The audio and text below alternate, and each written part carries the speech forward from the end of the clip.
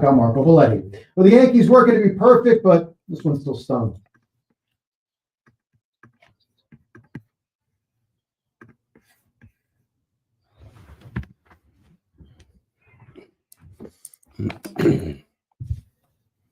Eugenio Suarez, the back-breaking grand slam off Mark Leiter Jr., capping a 5-run eighth as the Diamondbacks finished off the Yankees 7-5. Dave Sims, the call right here on the Fan. Will Warren allowed just to hit over 5, but it was a Corbin Carroll 2-run blast. The Yankees homered 3 more times to defeat Anthony Volpe, Ben Rice in the first of the year to Jason Dominguez. Kodai Senga gave up 4 runs, 2 of them earned 8 Ks over 5 in his season debut, but outdueled by Sandy Alcantara as the Marlins fell off the Mets 4-2. Bats unable to follow up their breakout performance on Monday. Meanwhile, before the game, Carlos Mendoza gave us the bad news and the injury update for Sean Manaea.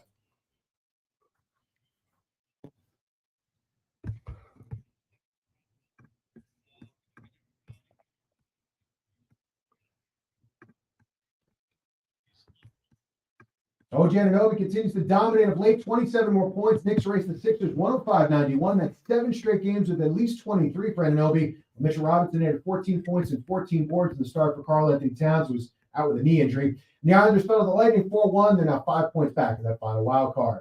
46 degrees, clear skies, Central Park, and at the top of it. I'm Marco Valletti.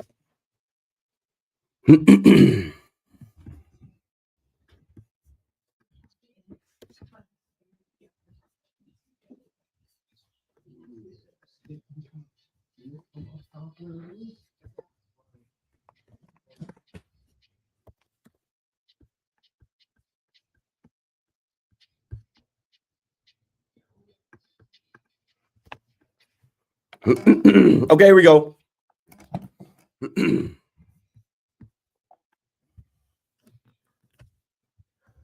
Yeah, right back into it, New York City. Another night. Couple losses. We did get a win with the Knicks. We'll talk all about it. 888-808-1019. Hit the line one time. Again, I remind the baseball fans into the second series of the season, the first game of the second series for the Yankees, the second game of the second series for the Mets, that we haven't even been doing this a week yet. We can jump on some topics, but let's not jump to conclusions. We have to react to what we've seen, but don't overreact. Let's talk all around it, all about it. And I know there's going to be some people flying off the handle, some people feeling sad, some people feeling some type of way. It's okay. It's okay. They'll live to fight another day. The Yankees and Mets will be right back at it tomorrow. Keith McPherson on the Fan, taking your calls till 2 a.m. Let's start with the make it happen Mets. When you're playing the Marlins, the narrative is just going to be they don't have a high payroll. Look at the Mets payroll. Look how much Juan Soto is paid. You got to beat this team. And for as much as we hear Lil Bro, Big Bro, that is a situation that is absolutely Big Bro versus Lil Bro. But when you look at the Marlins' record very early on here and how they've played, they're 4-2 and they're scrappy. And you may not know the players in their lineup. You may not know guys coming out of the bullpen, but they're major league ball players. They belong. And early on in the season, they have the pen where they're not just laying down. They're not coming out there and saying, oh, well, we're the lowly Marlins. Mets fans are taking over our building. We're just going to lay down. I mean, they came out and put a 2 spot on the board right away. And you get Kodai Senga versus Sandy Alcantara. And it's ace versus ace. And coming off the game yesterday where 10 runs are scored and home runs are hit, it's like save some for today. You get Lindor back. And here's a common denominator between these 2 games tonight, the Mets loss and the Yankees. Paternity leave. We're going to talk about it. I just see so many people with ridiculous takes about paternity leave. Obviously, Lindor just had the birth of his son, and his wife gave him permission to leave. He didn't play yesterday, and the Mets turned up, in his absence. But today, he has 2 rare errors, costly errors, and I think I heard it was only the 4th time in his career that he's had multiple errors in a game. And then I heard him speak post game, and he was very accountable. He said it was on him, because Senga settled in, right? Very early on in that game, and Senga's we haven't seen him pitch a lot recently, but he's had some issues in that first inning. He's a guy that obviously they are putting where he is in the rotation. I already called him the ace, but, they're trying to line him up in the calendar to give him extended rest.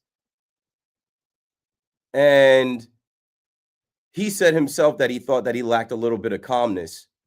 But, Senga got the first two batters of the second inning swinging after, a tough go at it in the first. And it just gives you this feeling as, like, I was listening to the game, like, oh, here we go. You're listening to the game. I'm listening to Mets Radio 880. I'm putting my son to bed, so I just have the game on in my headphones, and it's like the game starts off with Xavier Edwards double, and then Kyle Stowers homers, and you're immediately in the hole 2-0, and it's like, come on. But, the Mets were able to answer in the next couple innings, and you felt good about it, right? Like, brand new game. At least, I'm feeling good about it, listening to it. Like, okay, brand new game. They're about to battle back. No harm here because Kodai Senga hasn't pitched in a while. He's going to settle right in. And there was a stretch of the game where, after, and, Acuna, shout out to Acuna, he's got to play. And shout out to Lindor, who, even though I've already mentioned his errors, early in that game, Nimmo homers, and then Acuna gets on, and Lindor singles and drives him in to tie the game. But there was a stretch where the Mets had 13 hitters in a row go down. 13 in a row retired. There's another common denominator that I put out on my Twitter. If you follow Twitter, at Keith_McPherson on X, Elon Musk machine. The Yankees also had 14 hitters in a row retired. That's not good. I know it's early, but that's a recipe to lose a game. Another common denominator, right? Before the game, we got updates on guys that are missing from the rotation. Sean Manaea is shut down for at least another 2 weeks. He got the MRI on his oblique. There was some inflammation. He got the PRP injection. They're saying mid to late May. If it's me putting a bet on it, I'd say sometime around or after Memorial Day, just to be safe. And then we got an update about Clark Schmidt on the Yankees side. He threw 3 innings, 46 pitches in a simulated game in Tampa, responded well. He'll throw again Saturday as he continues to ramp up. The thing with the Mets is, there's so much hype, and we talked about this last night. There's higher expectations. This lineup was touted as one of the best in baseball. The top of this lineup, people talked about how do you handle the top of this Mets lineup? How do you handle these guys? Lindor, Soto, Alonso, Nimmo. Well, if those guys aren't the ones doing it, no one is doing it. The bottom of the order is not getting it done. Brett Beatty is not getting it done. Jose Siri is not getting it done. And when you have 13 guys in a row go down, and Senga actually locked in, went 5 innings, only giving up 3 hits, and he struck out 8. And then Max Kranick, this guy comes into the game. They can't hit him. This guy was lights out. You only have to throw 2 arms. But then you have this Marlins team with 4 random guys coming out of the bullpen. They're able to shut down the almighty make-it-happen Mets lineup, this Mets lineup that everybody had said going off of last year. Reminder, last year is over, that these guys are going to hit. They're going to hit. They're going to hit. I know it's early in the season, but if the formula is these guys are going to hit, 4 runs can't beat you. And then very early on in this MLB season, you're seeing these losses, and they're losing these 1-2 run games where it's like you're expecting this offense to be more potent. 888-808-1019. You're expecting these big names, these big guys to be able to come through. You're expecting these guys to score more than 1-2 runs. They lost to the Astros in the first game, 1 run. Even in the win over the Astros, three runs. They lost the Astros 2-1. It's just not good enough. You're seeing guys like Mark Vientos visibly frustrated. You're seeing guys trying to figure it out and can't figure it out. Runners being on, early in the season. Again, don't jump to any conclusions. I know you might be frustrated. On paper, the lineup is what it is so far in this early going, right? Even a Juan Soto will work his walks, but not every night. Not every night is Juan Soto going to homer. Not every night is Juan Soto going to double. So in a night where you have Pete Alonso go 0 for 4, Mark Vientos go 0 for 4, and like I said, you had 13 batters in a row retired, it kind of just hit a stalemate, and the Marlins were able to prevail. 888-808-1019, one's on the clock. Make a wish. Man, I just wish for, both teams to get hot and both teams to figure it out. And on the Yankees side, talking about the common denominator, I thought it was an April Fool's joke. Another common denominator tonight, former Met Adam Ottavino joins the Yankees. And when I saw that alert, I'm just like, what? I have said that the Yankees, give it a minute or two. Carlos Carrasco goes back to Cleveland. Then he becomes a Yankee. Dom Smith goes to the Nationals. I think he went somewhere else. Then he becomes a Yankee. Stroman goes to the Cubs. Then he becomes a Yankee. Well, Ottavino comes straight out of being a Met to being a Yankee. And, of course, he was getting in the game tonight. The Yankees, they played a prank on us. And some of you are feeling some type of way about Devin Williams going on paternity leave. Shout out to Devin Williams. I actually got to meet his girl at the Pinstripe Pride event. That was in late January, February. And I kind of knew she was pregnant and he was going to miss some time. And it happens to be for this Diamondback series where, the effect here is that now your bullpen budget changes. You're not able to go to the Airbender in the ninth. You're not able to go to Weavy Wonder, Luke Weaver, Dream Weaver in the eighth. And things get a little wonky. The biggest thing that I'm feeling from this Yankees first loss, shout out to the Yankees for playing That's Life and not playing New York, New York. The Yankee youngsters, not calling them the Baby Bombers 2.0, the Yankee youngsters, we wasted a night where the Yankee youngsters came through. TWTW, the will to Warren. Will Warren going up against Corbin Burns. A lot of people thought that was a scheduled loss. I'm looking at stuff on Twitter. Even MLB Network put something out like, oh, well, the torpedo bat Yankees, this is going to be a step up in class for them. I'm like, we'll be ready to go. We saw Corbin Burns last year with the Baltimore Orioles. We'll be ready to go. And that's a game that the Yankees could have won. They had the lead. Obviously, it wasn't a large lead, but I feel like they wasted the efforts of some young Yankees, the Yankee youngsters. Embrace the Martian. Jason Dominguez, just as soon as people want to talk about his defense and him at the plate, he comes through. He hits a homer. Just as soon as, the Stool Presidente, Dave Portnoy wants to go on news, NBC, somewhere else. I saw this guy talking about Volpe being a terrible hitter and, the Yankees having to create this bat for him. Volpe hits a bomb, a Volpedo. I got to find the guy on Twitter who called it a Volpedo. The Dominguez homer, the Volpe homer, even late, we can't even get anybody on for Ben Arroz. The Ben Rice homer, the young Yankees. We have some young players contributing on a night when Will Warren went out there and did what he could. And I felt like they should have won that game. 888-808-1019. But it was April Fool's. Jokes were on us because you go Tim Hill.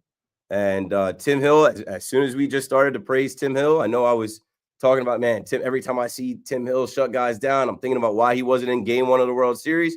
Well, not for nothing, Tim Hill was on the White Sox last year, and he's not going to be lights out every single time, and he gets chased. And then here comes Mark Leiter Jr.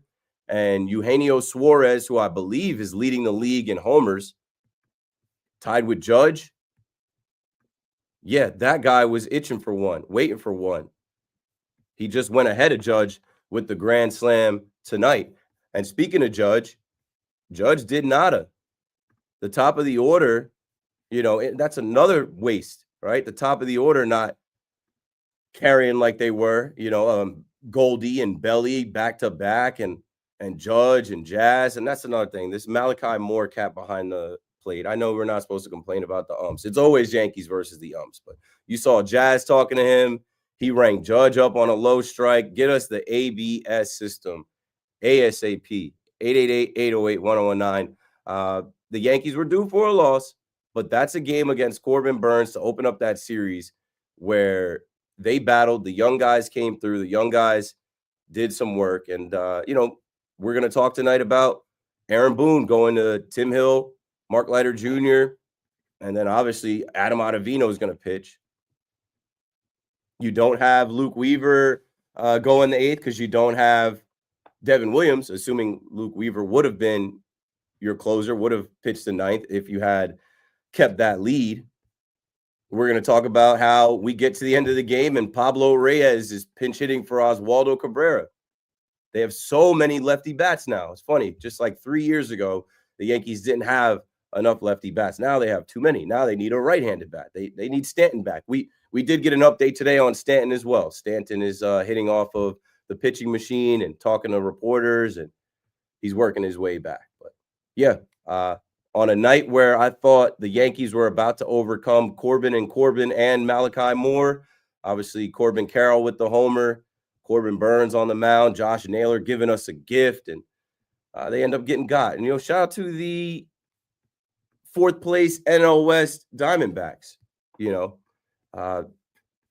They're a scrappy team that I think is out for their respect. They were in the World Series just 2 years ago. They were close to being a playoff team last year. And the Diamondbacks, they come to Yankee Stadium and they get a win. So 888-808-1019. A little under the weather, but that's fine. I wanted to open up Mets since you just heard the Yankees post game and the Yankees call, and I'll add some things from both games through the night. I want to dedicate this show tonight to someone who made me get it together, right? As I say, I'm a little under the weather. Last night I was in here and I'm on the live stream. I kept, blowing my nose and sneezing, and you could probably hear my voice. And I woke up today and I was like, oh, I'm sick. I'm not good. But then around 3-some in the afternoon, as I'm trying to, drink tea and ginger and emergency, and I get a message from a guy named Jay. And he said that he brought some AirPods, earbuds to his mom, who's in the hospital, and I hope she's doing all right. Her name is Jean Bolzomi. And, he showed up to bring his mom the equipment to listen from her iPhone. And she said her plan tonight was to listen to Keith McPherson talk about the Yankees. And when I read that message, I said, I'm not calling out.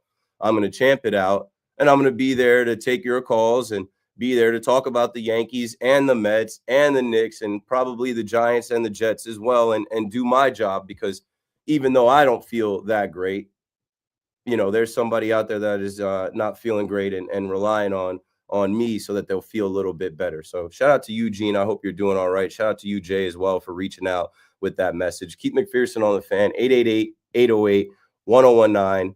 We're going to talk Mets and Yankees, and then later on we'll get to the Knicks. We'll get to the Jets and Giants. The Marlins defeat the Mets 4-2. The Diamondbacks defeat the Yankees 7-5. Call me up with your takes and your thoughts and your opinions, and we'll talk all around it. Don't go anywhere. We will be right back.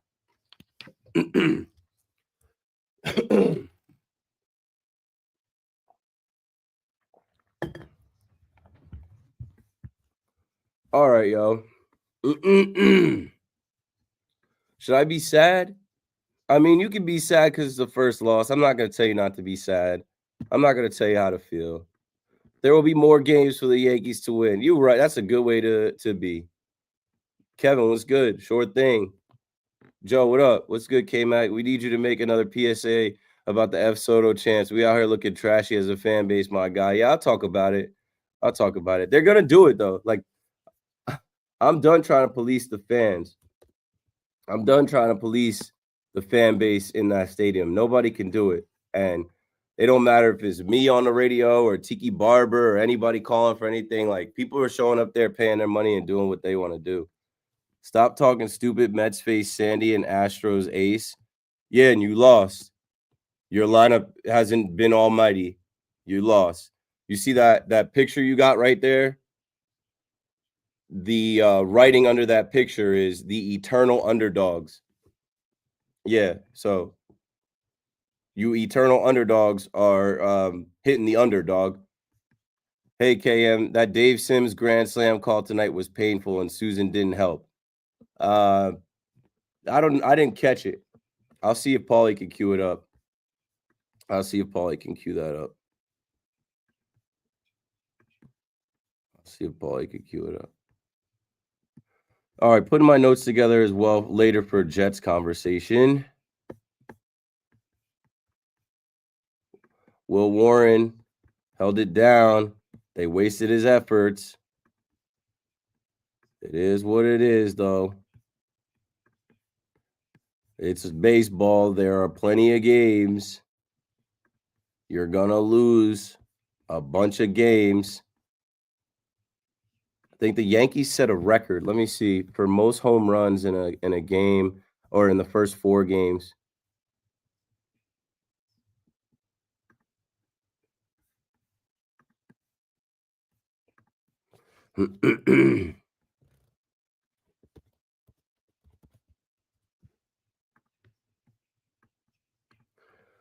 Okay.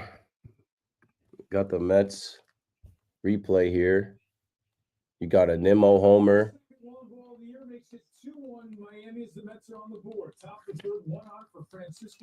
Nimmo homer. Acuna gets on.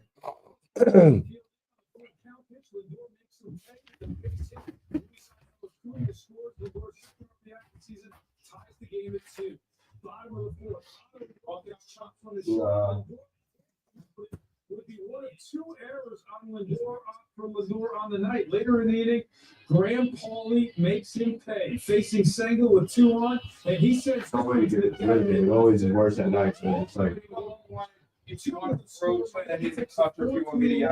somebody told me the grand slam call was bad. I didn't hear that from Dave Sims. There's a little stroke. Maybe the Nimmo home run call.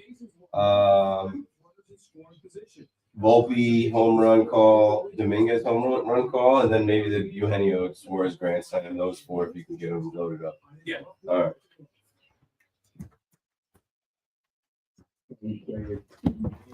Two pitches. So I took a little bite of it because I feel good. I talked to Senga. Senga said that. Okay. Champing it out, you know.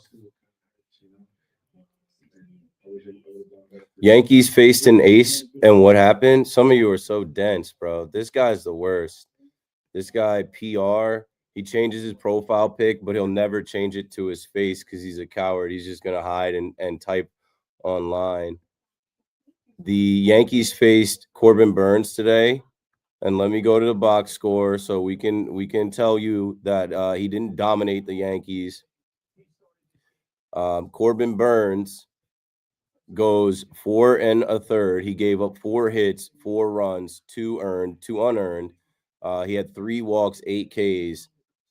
He would have been in line for the loss. Those runs were on him. So off topic, but just watch Steph Curry drop 52 and 10 on the Grizzlies tonight. You think he's top 10 all time? Of course he is. Of course he is.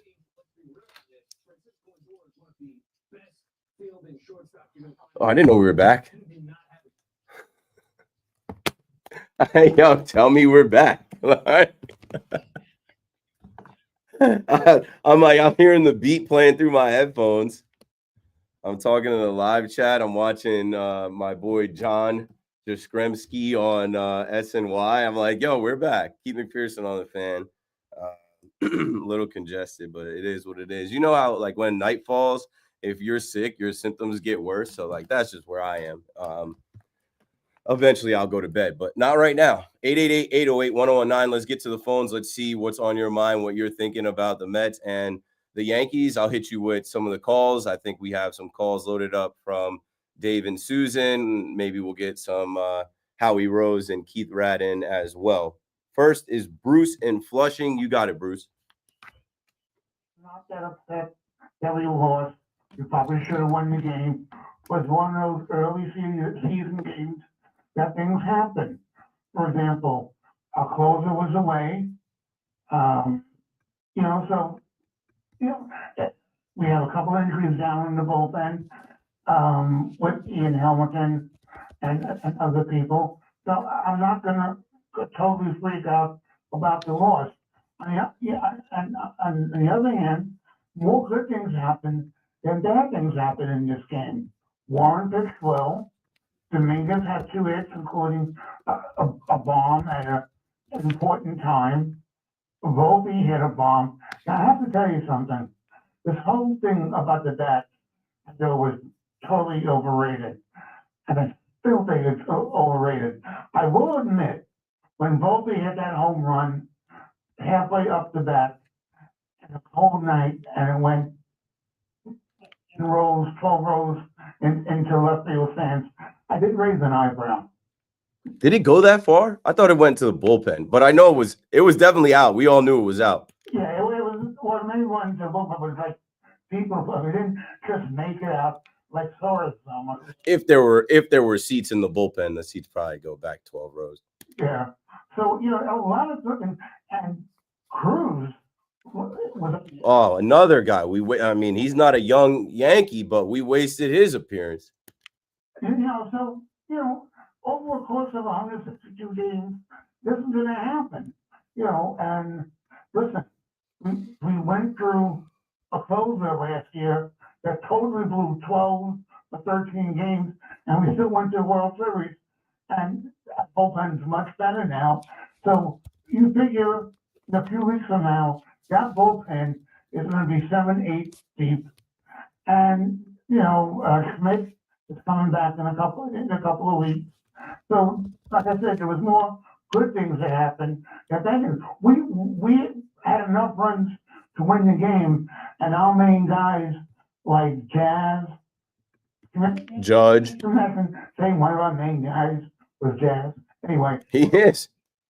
Jazz, Judge, and Bellinger didn't do anything, and we still had enough runs to win. So this was just one of those early season games that we happened to lose. So Yankee fans, don't freak out. It's a long season, and I think the way the season's breaking down, it looks promising at the moment, barring injuries. Thanks for the call, Bruce. 888-808-1019. If you're freaking out, call me. Tell me why you're freaking out. The Yankees, 18 home runs through their first 4 games are an MLB record.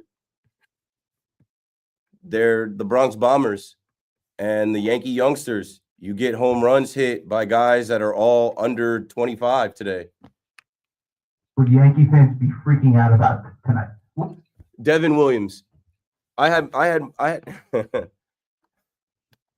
This is how we do. This is how it goes. I know it is. I understand that. Kodai Senga, from a Mets perspective, looked awesome tonight. Forget the first 2 innings. That dude had it. That was ace. Yeah. Once he settled in, he had it going. Obviously, first inning is. And if people are really going to freak out about some guy who wants to be with his wife or girlfriend or whatever. It's not even about wanting to be. And I'll speak on this because I know you don't have kids. And I went through the experience. My son will be 2 in 12 days.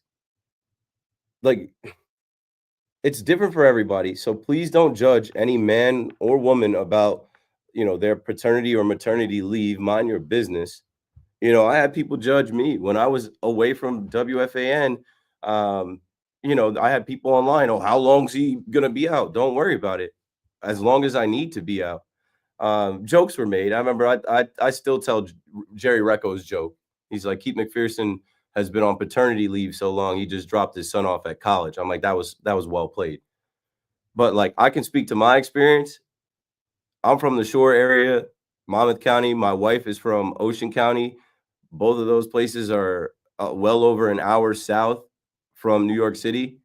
And our family, we don't have a lot of family members So when we had our kid, like our family members, they came up, but like they weren't there.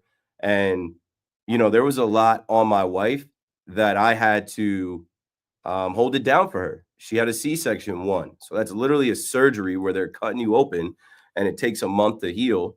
And we're first time parents and we're going through a life-changing experience where, you know, those couple months, like of having your first child, and I believe this is Devin Williams' first child, different than Lindor, his third child.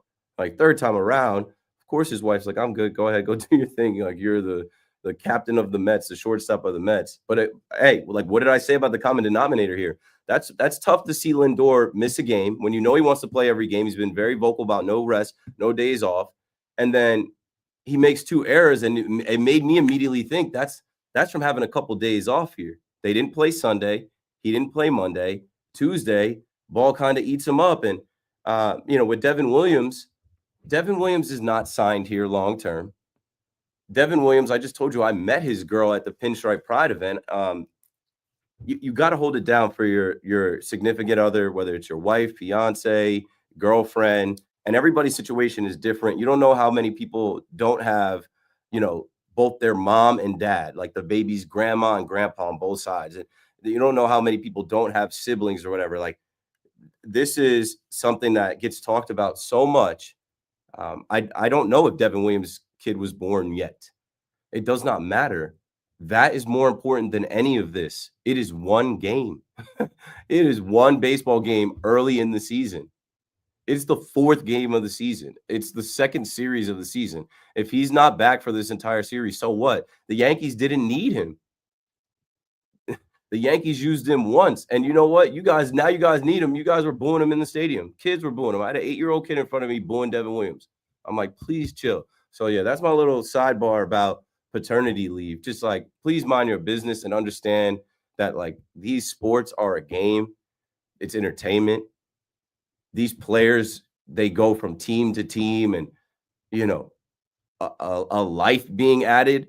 Like, that is more important than everything. That is, you need to be there for that experience, and men need to be there for their wives and need to be there to help their wives and see the birth of their son or daughter and be in the hospital for that experience. It's a life-changing experience, and it is way more paramount than the Yankees versus the Diamondbacks or the Mets versus the Marlins. 888-808-1019. Let's go to Josh in Brooklyn on the Fan. Hey, What's up? I haven't called in a while. I'm not freaking out at all. Okay, we got a loss. Wasn't having already.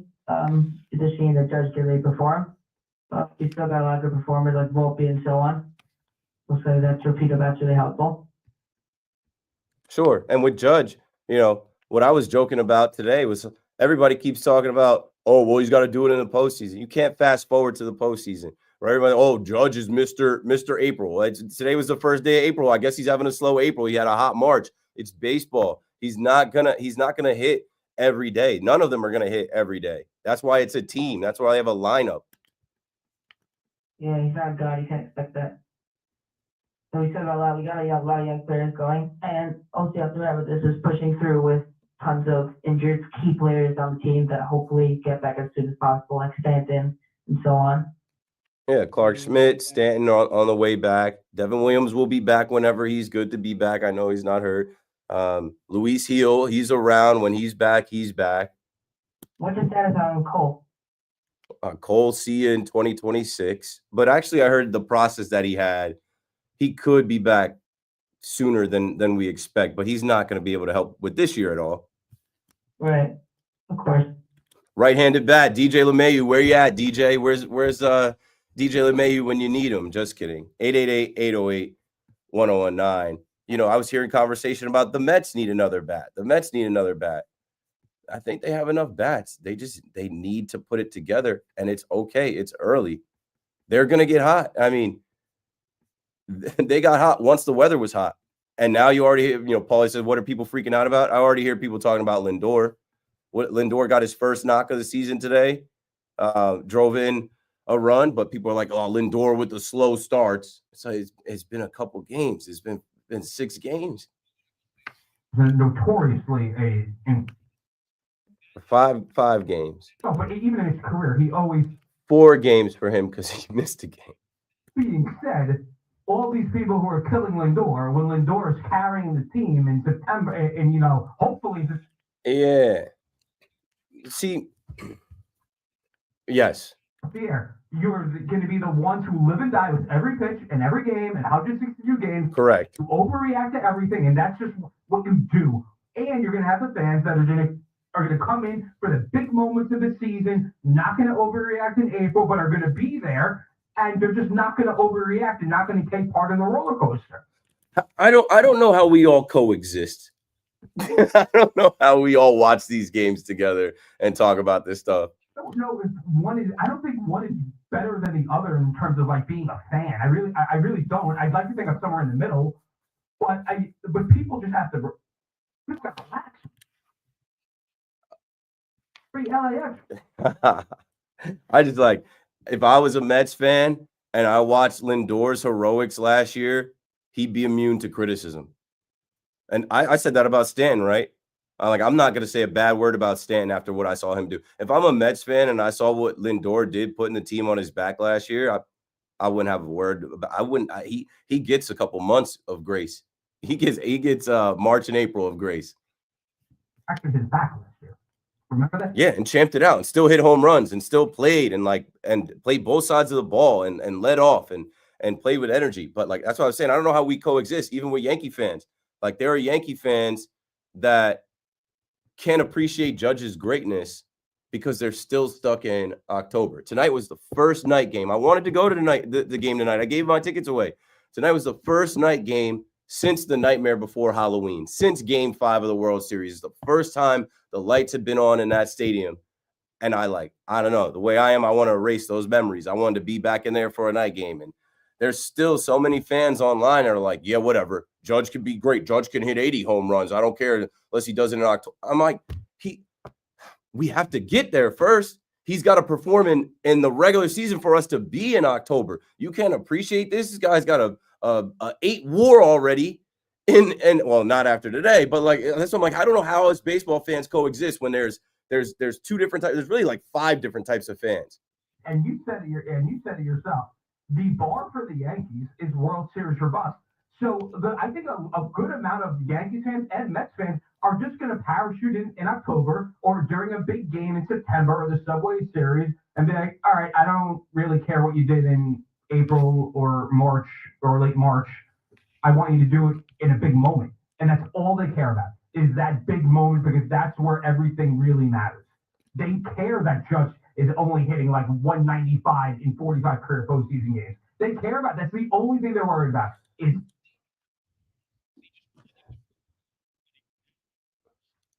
it matters right now though. It matters. We're starting off a new season. The postseason is over. It's in the past. You can't fast forward to October. When we get there, fingers crossed. 888-808-1019. Young Eli and Muncie on the fan. What up, man? Hey, Keith, how you doing? All right. First of all, shout out to Ben Rice. Let's go, Ben Rice. Yeah, Ben Arroz. We're wearing Soto's numbers, pulling up in the clutch. Let's go. Yeah, he's like that. I love that he put the deuce on. And you know what I said to one of my homies in a text? I said, Ben Rice has no problem adjusting to being DH only. Ben Rice could give Rafael Devers some tips. Yeah. I think he's helping out. Go to Boston, help him out.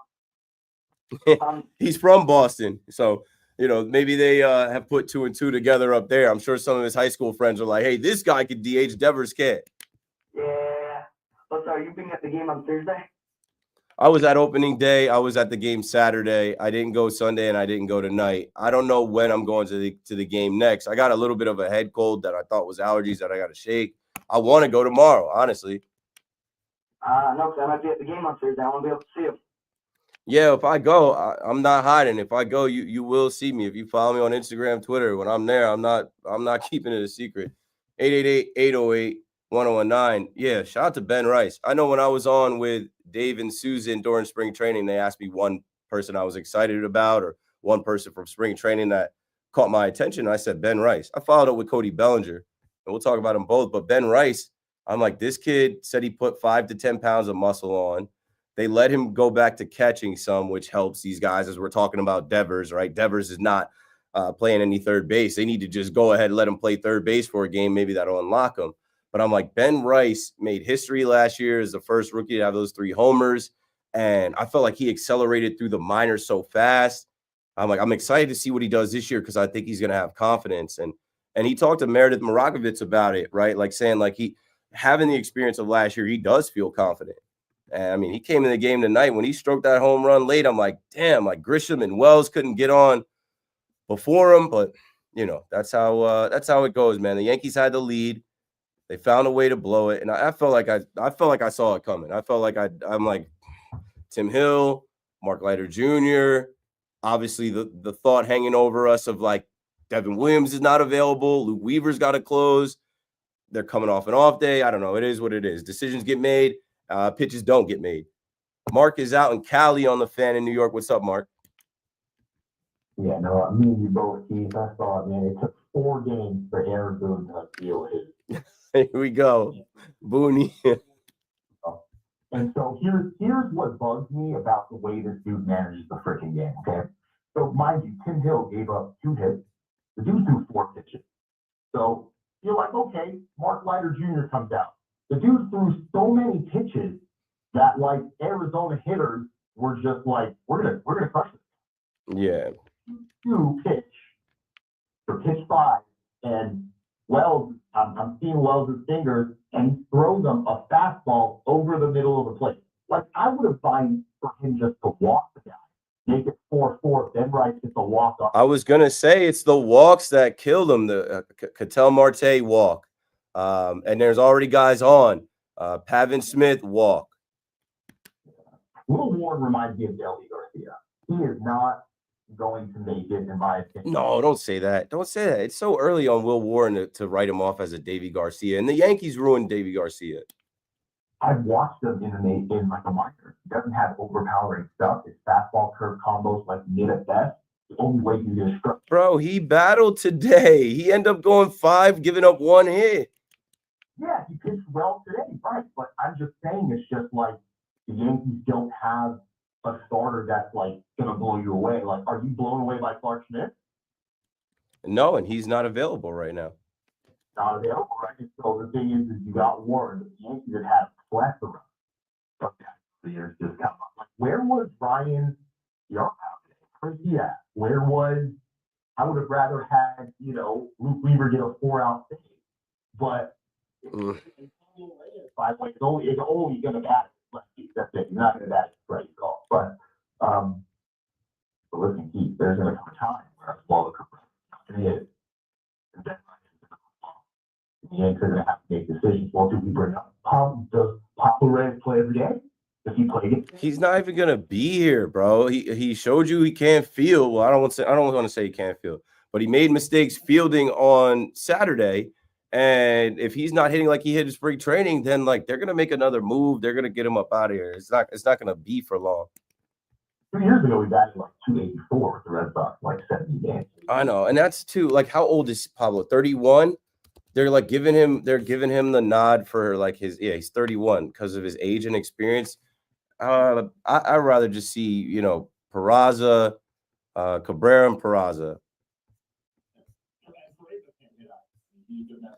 He homered the other day. I mean, I'd rather see the young guys get a shot. Another Yankee youngster. Do you play MLB The Show? No, I don't play any video games. I stopped when I was 12.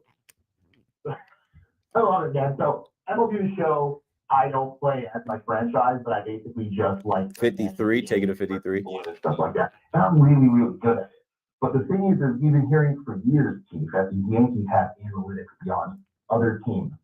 But they even showed it on TV that Suarez is their best hitter. The dude's batting 500 with bases loaded. You know what I mean? Yep. He was the National League Player of the Week. Thanks for the call, Mark. 888-808-1019. This is what we do. This is what we do as fans. Bruce is in Hal on the Fan. You got it, Bruce. Hello. You're live, Bruce. You ready? 1, 2. There he is. You know, talking about the decisions that were made with the bullpen budget and Aaron Boone having to figure out something without his closer. It's a trickle-down effect. Man, call me, Alec. Well, you all right? What's going on? You ready? All right, there he is. Bruce, what's up? Yeah, what's up? I was in the bleachers tonight. I was looking for you. Obviously, you weren't there. I got a great story to tell you. We're on the way back in the game right now. My boy gets pulled over. Cop comes in. He's like, where were you? He's like, where were you at the Yankee game tonight? We're like, yeah. He's like, they won. My boy's like, no, grand slam. So we're like, hey, we're negotiating that license. He's like, oh, Yankees lost. I'll let you go. Whatever works. You didn't have a gold card. You didn't drop any names. Hopefully you guys were sober, but it doesn't sound like it. No, keep it sober. I got cold as you put me on. Someone called me and I got messed up over there. Oh, okay. I don't understand this. I don't understand Boone. Cole said before. I don't understand Boone. You go in the 8th inning. You go right over there. You got to go to Weaver. Go to Weaver. This is the problem. Devin Williams leaves. Boone ran into this problem last year also. You go to your best option. He did this for Canely last year. You go to your best option and you worry about it then. Yeah, I think he had faith in Mark Leiter Jr., whether it was from last year or early on. I don't know. Thanks for the call, Bruce. You guys get home safe from the Bronx to the shore. Hal, you're calling from Hal? That's great, though. You know, first off, if the cop is a Yankee fan, he doesn't know the score, and then he lets you go because the Yankees lost. I don't know how that works. But whatever. Be safe. Be safe driving from the stadium to the stadium, getting home. But I'll say this, man. As I'm watching the game, and it's funny because somebody was like, Devin Williams, and I'm like, Devin Williams wouldn't have been in the game. And I'm like, oh, okay, I get what you're getting at, the trickle-down effect here. That, not having Devin Williams available, you got to come up with a different plan. And the plan failed. They had a little bit of a lead. They blew it. Like I said, decisions get made and pitches don't get made. It started with Tim Hill. And I said, I just started to praise Tim Hill about every time Tim Hill comes in, he's lights out. And it makes you think about last year. Last year is over. When you think about last year, Mark Leiter Jr., as Ian Hamilton got hurt, Mark Leiter Jr. was called upon, and he did well. But there were also times where Mark Leiter Jr. didn't do well last season. And I don't know how I feel about the guy. I know with the game on the line, the first game of the series against the Diamondbacks, who I think they're going to be a decent team this year, and how I just mentioned Eugenio Suarez because of all the homers that he hit last week. He's leading Major League Baseball with 5 homers. Like, when you get to this guy, let's see. Mark Leiter Jr. replaces Tim Hill. Ketel Marte walks. Corbin Carroll to second. Pavin Smith walks. Corbin Carroll to third. Josh Naylor strikes out. Yeah, and I love how y'all don't forget about Josh Naylor rocking the baby and saying, Garrett Cole's my son. Like, he'll never live that down. Whenever he comes back to Yankee Stadium, he gets disrespected. But with 2 outs, here comes the National League Player of the Week, a guy that hit 5 homers. And we have the audio to play for you if you were listening to Yankees radio. Here it is. Right, here's it. He comes set it up on the first base side of the rubber. It's a 2-2 with 2 out. Face flooded to Suarez. A bit swung on high. Fly ball. Left field. Bellinger going back at the track. Leaps and it is gone. Hey, Eugenio Suarez with a grand slam here in the 8th inning. It's 7-4 Arizona. Yeah, from the call, and even as I think back to sitting in my apartment watching, I thought Belly had a chance. I thought that ball had a chance to stay in, but it carries over there. I was there on Saturday watching, I think, Wells' home run that barely got out. Like, can't let that guy beat you, but it happens. He did. 888-808-1019. Well, let's see if I can get another call in before we break here. Jonathan is in Los Angeles, back on the Fan in New York. Bro, it's good, my God, bro. It's crazy that people actually are tripping about Devin Williams and his on the maternity. Bro, that is crazy, man. But I mean, it just shows you what kind of human beings are out there, bro. First thing is their families, man. Like you said it best. This is, and trust me, I love the Yankees. I put the Yankees on first as some of the things in my life, but Man, kids come first, bro. Your kid comes first. Your family comes first. But hey, it's crazy, bro. But you know what? Regarding this game, I actually took more positive out of negative. Yes, we lost the game. We were a strike away from going to the ninth or going to the bottom of the eighth already. Right. The 4-3 lead. So I mean, I'm not tripping over that. And like you said, Keith, this was the National League Player of the Week. And this guy is hot right now, dude. I love how Cruz was pitching, relieving. Hell, even though Arovino, he pitched, right? Yeah, of course. Just got back with the team today. You knew he was going to throw today. April Fools. Yeah, right. I thought it was an April Fool joke. And look at him, bro. You did good. Will Warren, hats off to him. I took more positive out of negative, from all this, bro. The Yankees fans need to relax and chill with all this, bro. We will be back tomorrow. We got our ace for now. Carlos. Thanks, Keith. Have a good one.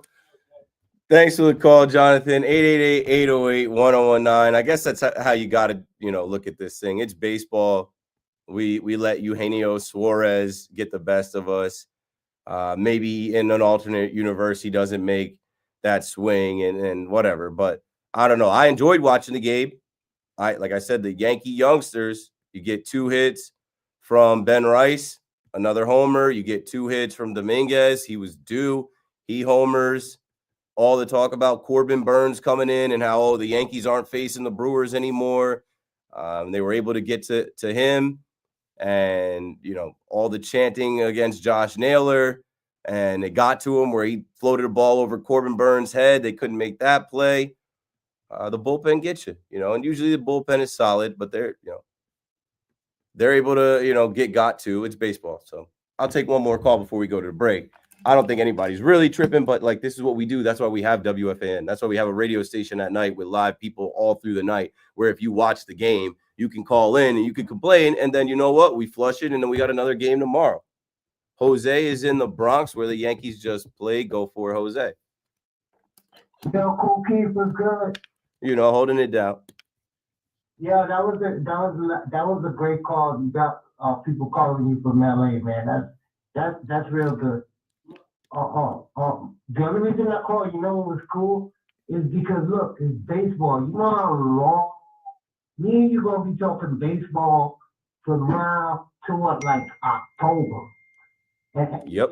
Good teams. We should be grateful. We from New York. We got 2 good teams that we gonna be in there all summer long. So I'm grateful about that, man. Yeah, I listen to you, and I know sometimes that you do a little bit. You throw a little shade on them that, but and I'm in the Bronx. But it's just good. It's baseball, and it's good for everybody, man. I love it. Thanks for the call, Jose. I don't throw any shade on the Mets. I just balance out the station, right? I just balance out what you hear all day. Somebody's got to come in here and hold it down for the Yankee fan. 888-808-1019. I don't hate the Mets. These are my Mets. I dubbed them the Make It Happen Mets. I'm waiting for them to make it happen. When we come back, there it is. I was waiting for Paulie to go ahead and hit the drop. When we come back, we'll talk a little bit more Mets, and we'll talk about the game coming up tomorrow at 4:40. We'll also talk about the next Yankee game coming up, and we've got plenty of time when we get into the next day here, April 2nd. I will sprinkle in some Knicks conversation. Stay tuned for the big shot of the night. And I get the sense that people want to talk about the Giants and the Jets from the meetings that are going on or whatever.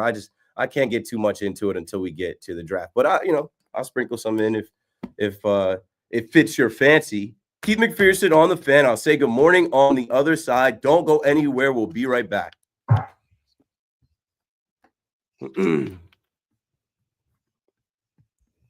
All right, where the chat at?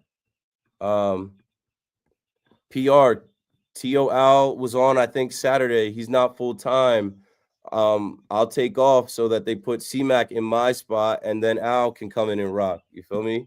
On another note, anyone hear the Dave Sims call the Grand Slam? We just played it. Had me thinking it was a routine fly to left because it hung up there. It was such a uppercut type of swing. It hung up there.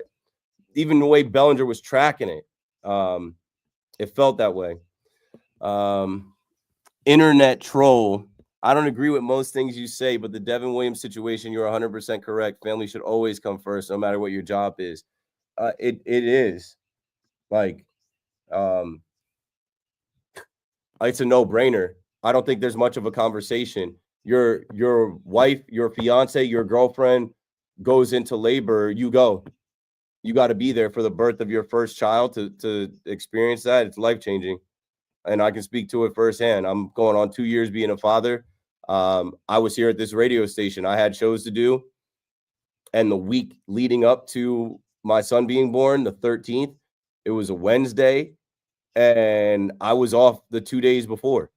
Just like we weren't sure what day it was going to be. It was preemptive. That is first. These jobs will fire you. These teams will trade you. You're not going to be on these teams or working these jobs forever, but that life is yours forever. They should not be hating on that man. Of course, it's just stupid, bro. Fans do this every single year. Players leave for paternity leave, and then a lot of times it's a lot of children, and it's also a lot of people that they have no idea. They're weighing in on somebody leaving for the birth of their child like it's not as important as the game. It's the dumbest thing ever. I hate that we always have to talk about it. How can anyone be mad? It's not they're mad. These Yankee fans are dense, bro. They're mad dumb. They're mad that the bullpen blew the game and they need to point fingers at someone. They're pointing the finger at Boone, and ultimately they're saying this happened because Devin Williams left. And good for him. He's gonna leave every single time, as anybody would, as Francisco Lindor did, as somebody else on this team is going to have a child. So let me see. Going to MLB so I can look at this tomorrow. Look at the standings and look at the scores tomorrow, or not scores tomorrow, but the pitching matchups for tomorrow, Wednesday, April 2nd. It's about to be tomorrow in 4 minutes.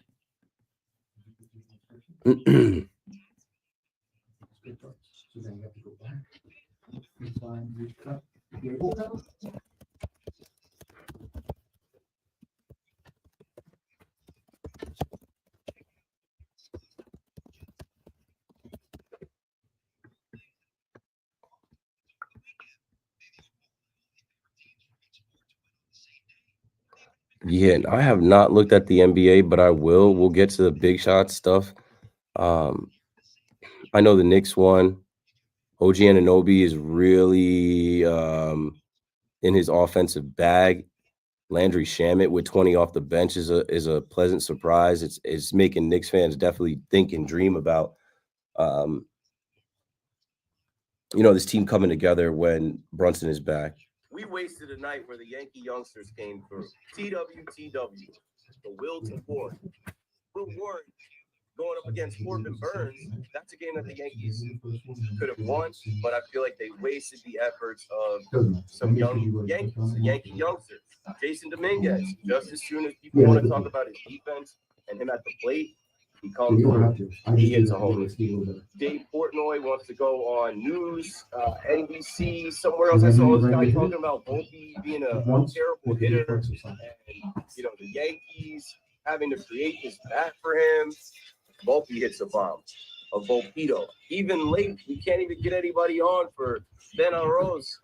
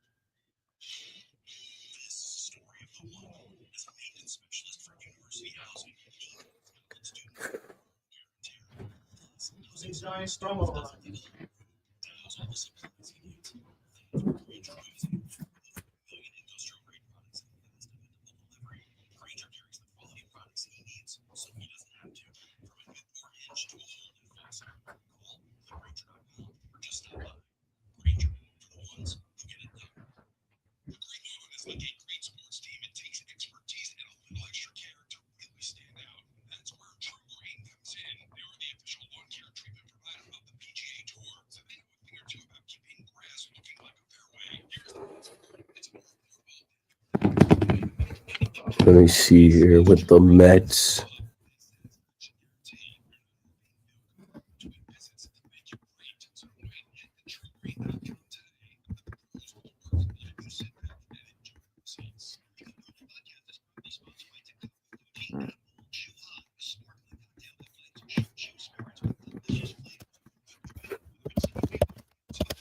Good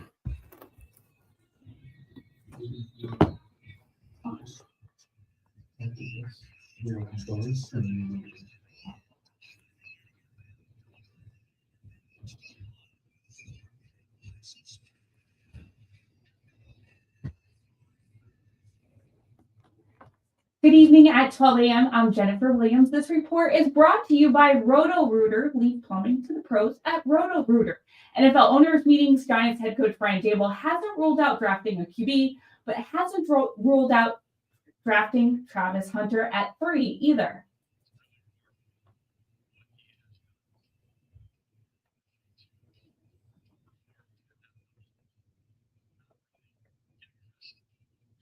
That was courtesy of SNY. Now moving over to baseball, the Yankees taking off a 3-game set against the D-backs in the Bronx, and the Bombers were back at it.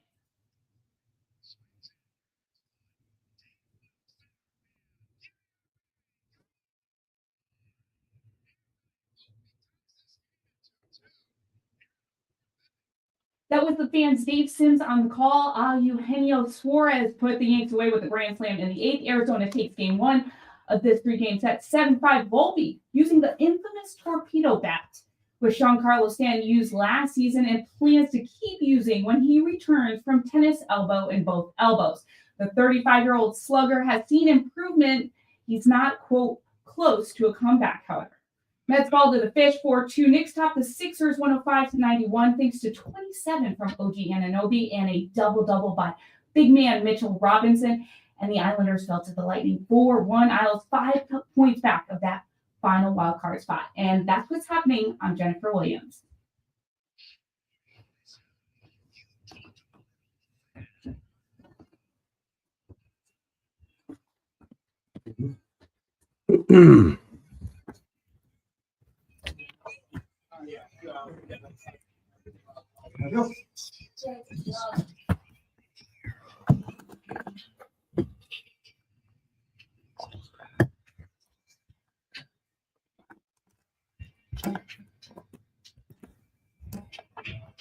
Good morning. Good morning. 2 hours. I'm going to go home. I'm going to hit that NyQuil, Benadryl, all that. Go to sleep, trying to sleep this cold off.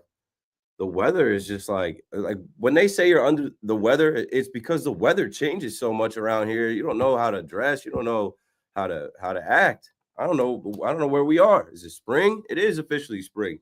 But is it winter? It's cold. I don't know whether to cut the AC on, open the window up. I open the window up and I'm like, I don't know, this might make my allergies flare up. Then I close it, I turn the AC on. That's where I'm at. So Keith McPherson on the fan. Good morning. It is April 2nd. As we proceed to give you what you need, streaming live on Twitter, on Instagram, on Twitch, everywhere else, YouTube, talking to people in the chat. We will do a big shot of the night. We will do a segment where I take a question or a topic from the chat. We'll look around the world of baseball and check some scores and standings, and let's do a little bit of that right now. 888-808-1019. If you guys are still on hold, I appreciate you. I see you. We're going to get to you, but just kind of resetting and reshuffling the deck here. Standings don't matter. I know last night I was like, don't tell me about the standings. We haven't even gotten to a weekend, but I mean, people are going to tell you about the standings because they're there, So your New York Yankees taking that first loss. They're right behind the Tampa Bay Rays. Tampa Bay Rays won, and the Tampa Bay Rays play in George M. Steinbrenner Field. The Rays are in first place. The Yankees are in second place. The Blue Jays are in third place. The Baltimore Orioles fourth. The Boston Red Sox fifth. Subject to change. Definitely going to change. And the Mets are right in the middle of the pack in the NL East. The Philadelphia Phillies are 3-1 at the top. The Miami Marlins 4-2 in second. 2-3 Mets in third. 1-4 the Washington Nationals are fourth, and 0-5 the Braves in the bottom, in the basement. And looking at these scores around baseball, and I'll get some topics, I'll get some stories that popped up tonight. Score that jumps out: the Rays 7-0 against the Pirates. The Cubs right now are playing. The Braves and Dodgers are still playing. The Guardians and Padres are still playing. The Tigers and Mariners are still playing. The Cubs are playing out there in Sacramento. You guys get to see the new digs. They're already chanting, sell the team. the press box area out there in Sacramento is like this makeshift pop-up tent. Looks like a shed. It's a joke, but here's those scores of the games that are still on. The Tigers lead the Mariners 4-1 in Seattle. The Padres lead the Guardians 6-0 in San Diego. The Cubs lead the Athletics 7-4 in Sacramento. The Dodgers are up 3-1 on the Braves in LA. The Rangers defeated the Reds 1-0. I already told you the Rays beat the Pirates 7-0. The Angels in 11 innings beat the Cardinals 9-7. The Brewers shut out the Royals at home. Look at the Brew Crew bouncing back. They said, we're not that terrible. We got to get our first win. We got to get our first win at home. They shut out the Royals. They beat them 5-0. The Twins beat the White Sox 8-3. And the Tigers-Mariners game just went final. So 4-1 Tigers beat the Mariners in Seattle. And you already know in New York, the Yankees blew it. The Yankees lose 7-5 to the Diamondbacks, giving up that grand slam. And earlier down in Miami, the Marlins are able to hold off the Mets 4-2. Now, looking at today, April 2nd, there's a 4:40 start. It's the free game of the day. You can watch it on SNY. His mama call him Clay. I'm going to call him Clay. Clay Holmes gets the ball. And Clay Holmes got to get right against Connor Gillespie. He's got to have a good outing down there for the Mets. Mets have to take the rubber match. Can't lose back-to-back series to open up a season with so much hype and so much talk and so much promise, so much money spent, and a lot of people expecting things right away. 888-808-1019. And your New York Yankees in the second game of the series will look to Carlos Rodon. Carlos Rodon with his beard on against Zach Gallen. And we've seen Zach Gallen be an ace. So who knows, man? Let's see what these guys look like. It's an Amazon game tomorrow. I always say if it's on Amazon, you don't got Amazon, go to the game. But I know it's not that easy to go to the game. Let's get back to these calls. Rob is in Monroe on the Fan. What's up, Rob? You know.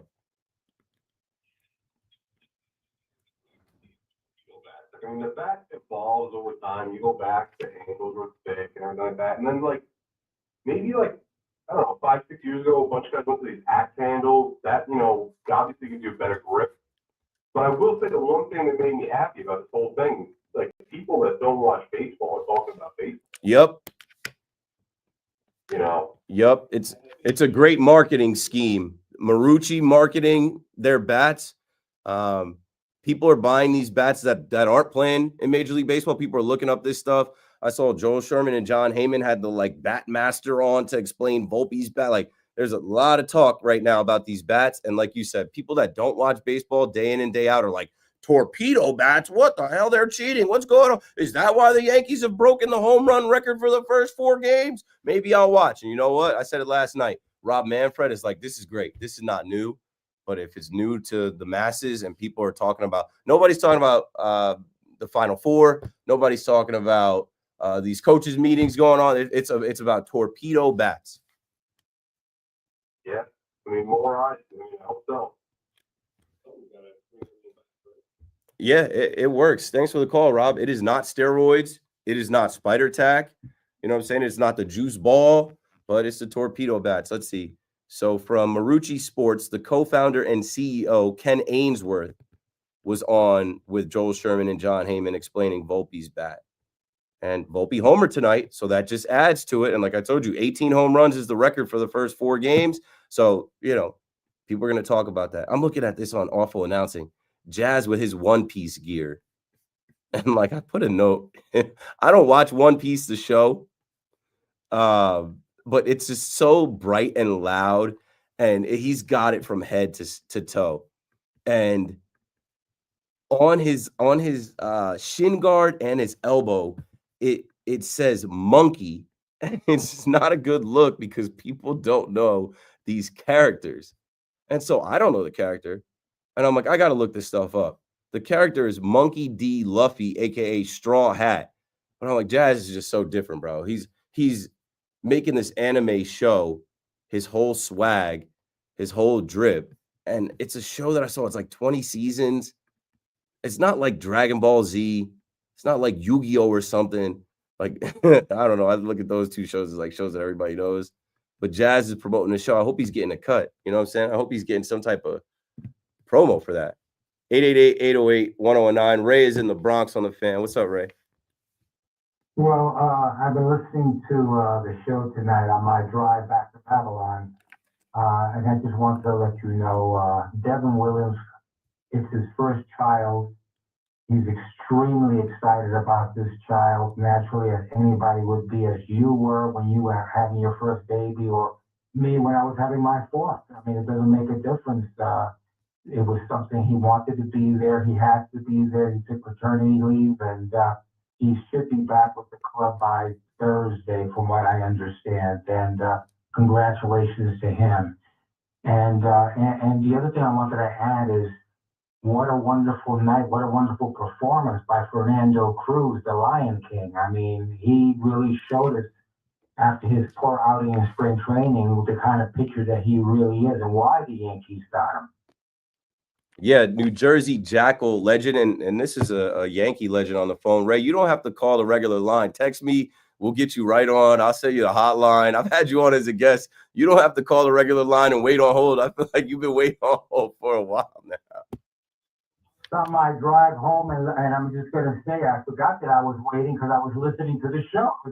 It's a good show, and the people, it's fun to hear the people have the, between the Yankees and the Mets and the aspect of how you go back at them. So it made my drive a lot quicker, and at the same time, I will let Fernando Cruz and I will let Devin Williams know that you congratulated him on the baby, et cetera, what have you. Okay, so was the baby born tonight? Do we know that?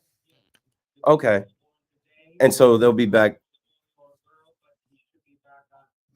I was told he's supposed to be back on Thursday. Okay, Thursday. Great. Appreciate the update, Ray. You're the man. Have a good one. Ray Negron, look him up, man. This is the guy whose famous story was that he was caught, graffitiing Yankee Stadium, and then George Steinbrenner made him a ball boy, and he got to be around, those late 70s Yankee teams back to back, and now he's pretty much a ambassador with the New York Yankees. He's at all the games, and he's a writer, director. He's done so many different things. That's why I just said, I'm like, you don't have to wait on hold. I can get you right on. But I appreciate that. And you know what he just said? He enjoyed the show because something I said a few minutes ago was like, we're back into baseball. This is why we have WFAN. This is why WFAN is so strong. It's a different feel during the day when you have two hosts and the same producers, and they have segments and they have structured, things that you expect on different hour. Like, I feel like, at least me, I try to leave it a wide open canvas. I have some things that I'll drop on you and sprinkle in, but this is your opportunity to call in. You can vent. You can get some off your chest. If you're mad at Devin Williams, or whatever, we'll talk about it. I'll share my experience. Ray just shared his experience. If you're mad at Aaron Boone, or you're mad at Judge tonight because he didn't hit, whatever, this is what we do as fans. The station is called The Fan. It's just good to be back to baseball where the games count and we have something to go off of, right? We don't have to come up with these fake theories or these takes, or we don't have to reach for anything. We can just talk about the game that we saw. I saw the Mets tonight in those nice blue uniforms that they debuted, and it's a nice night down there in Miami with the roof open.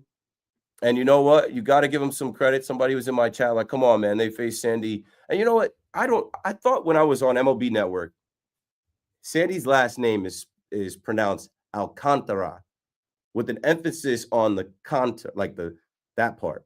But then I hear Alcantara, Alcantara. So that's how I was told to say it. And I think if you go to Baseball Reference and look it up, it's written like that too. But this is a guy that could be a Met. This is a guy that could be a Yankee. This is a guy that could be traded, and most people are expecting him to be traded. He's a Cy Young winner, and he's a guy that went out there tonight. And you do got to give the Mets some credit. Like, they jumped on him early. I was listening to Howie Rose call the game, and he talked about Brandon Nimmo's struggles. Brandon Nimmo homers back-to-back games. Brandon Nimmo hitting one off of Sandy had to make him feel good. And that's what I was saying about the Mets game. When they answered right away, new game in the third inning. But then they had 13 Mets in a row retired, where it's just like, damn. Kodai Senga settles in, but the damage is already done. Max Kranick is flawless, but the damage is already done, and the Marlins are able to hold on. Josh is in Passaic. Josh, you're back on the Fan. Hey, Keith, what's doing?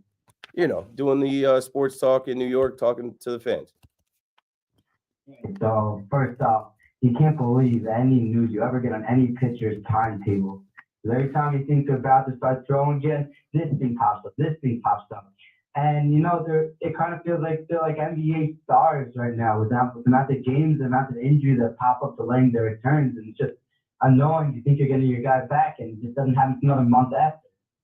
Yeah, that's why, like, I always say, like, unsubscribe me until, like, we're back. Like, even with Mania, you get the news today, like, and I think I heard Evan and Tiki, those guys trying to predict when he's going to return. I think I put my prediction out as after Memorial Day weekend. Who knows?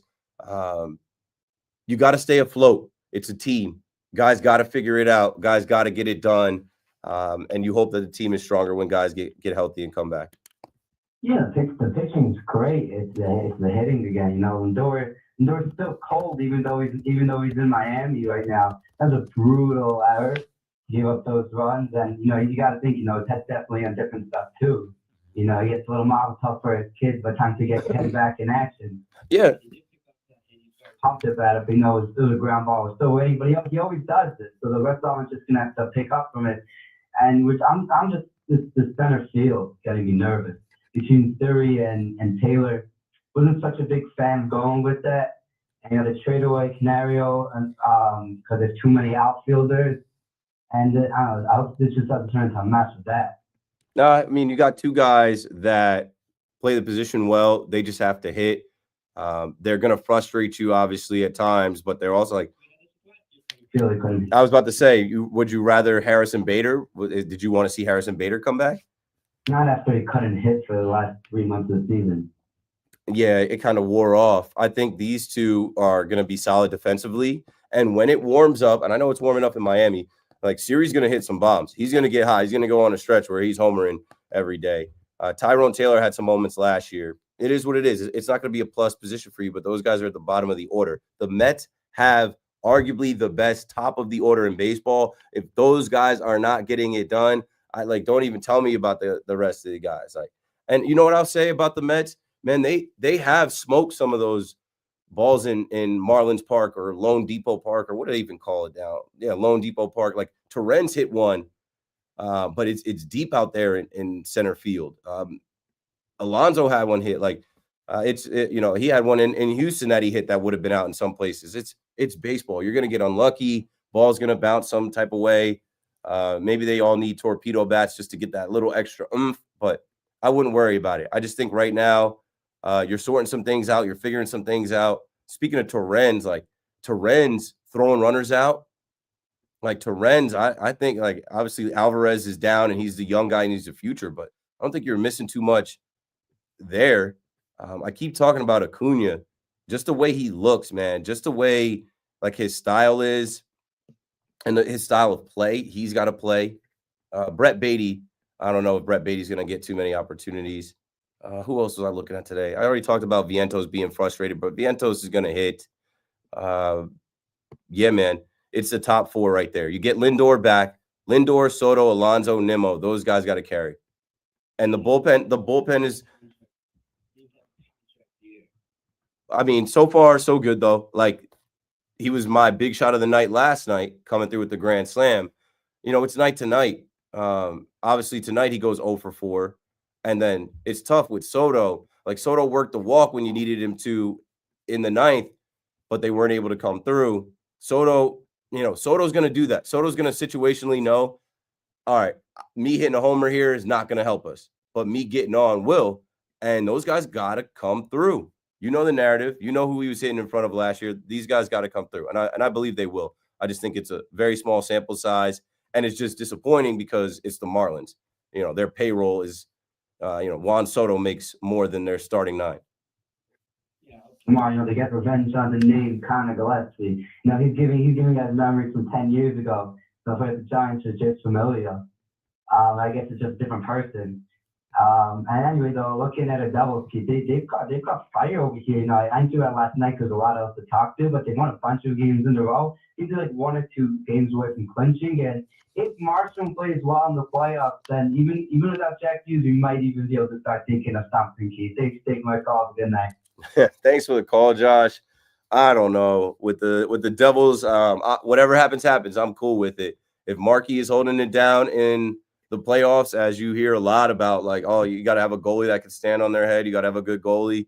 If Nico Hischier is still lighting up the lamp, like, yeah, you know, I'm rooting for the Devils to make a run. I'm not really on that right now. I'm just not thinking about that right now. But yeah, you know, they won some games recently.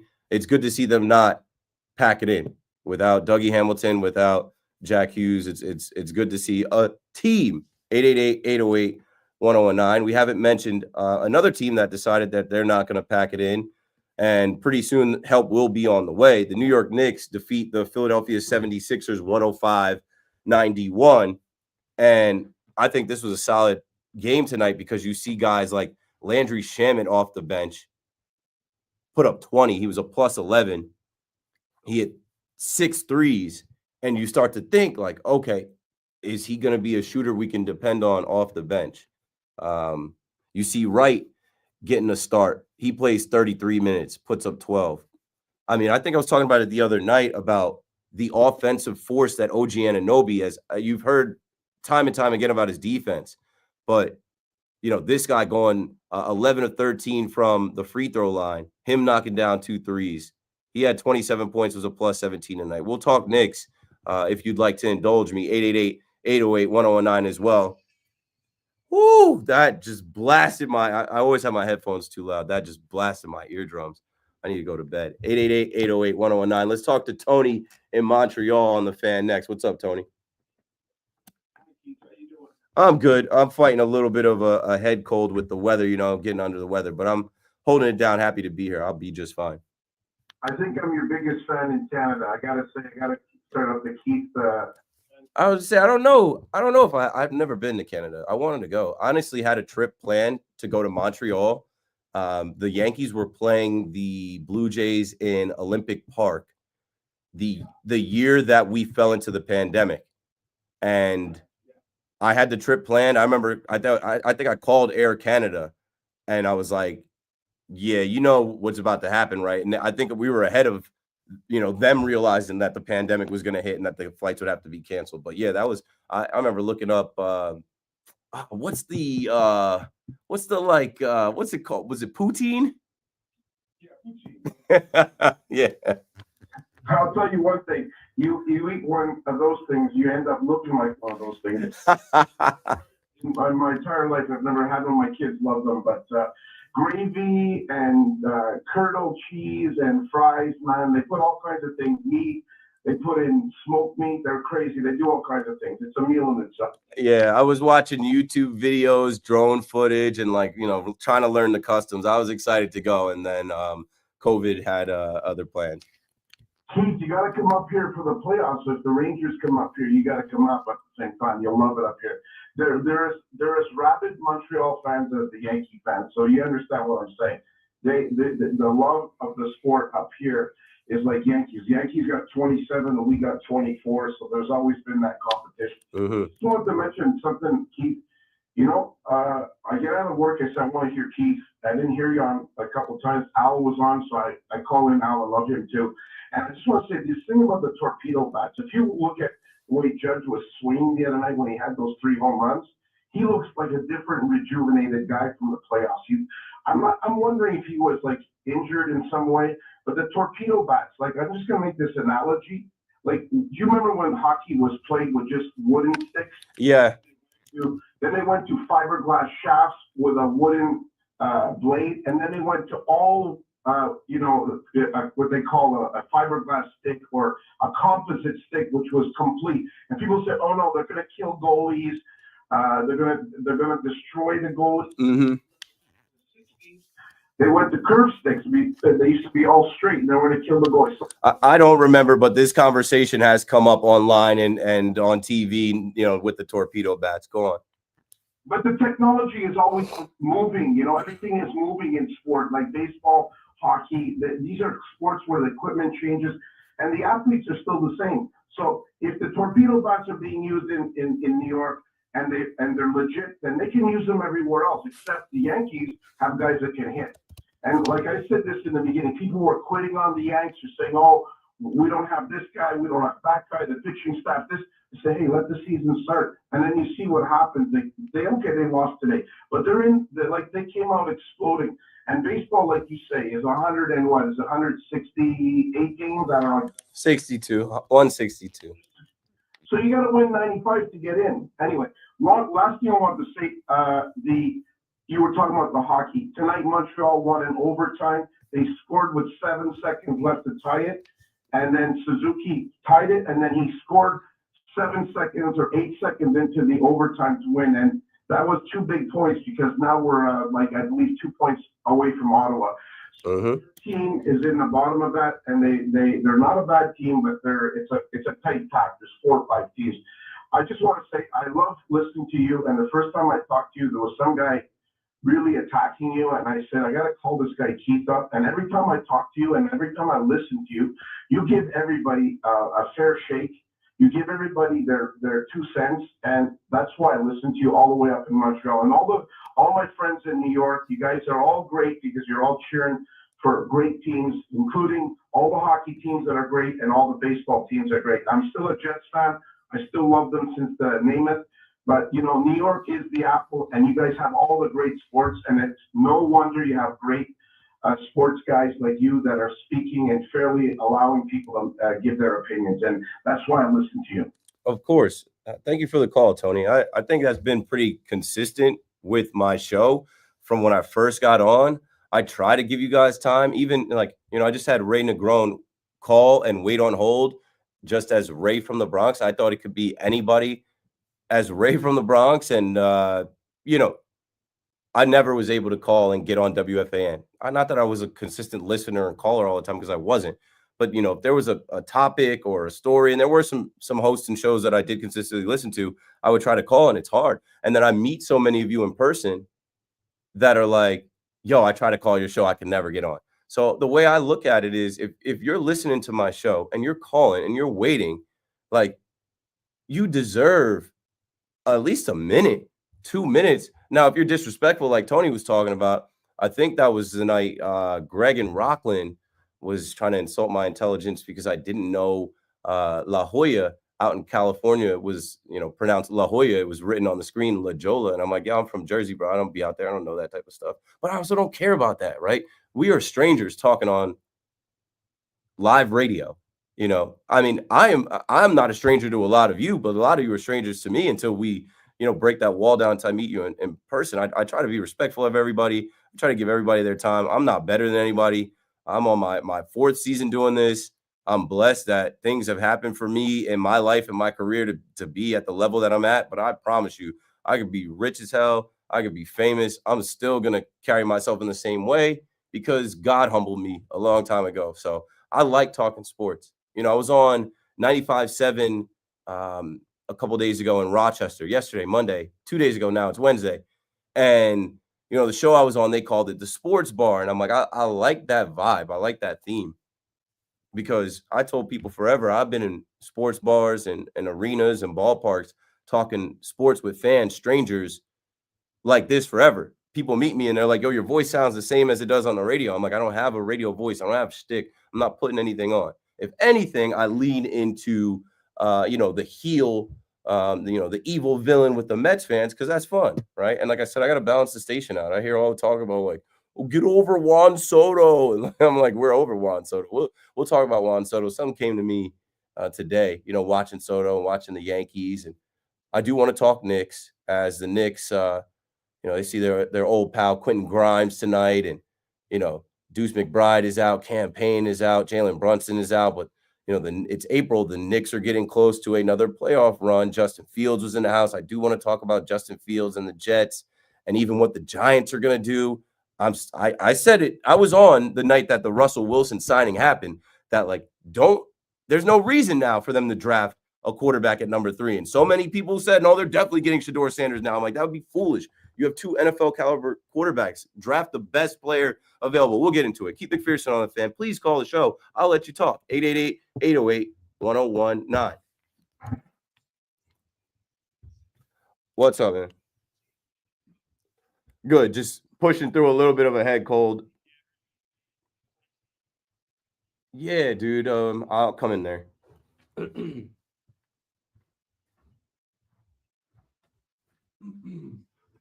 Yeah, so like it's funny too.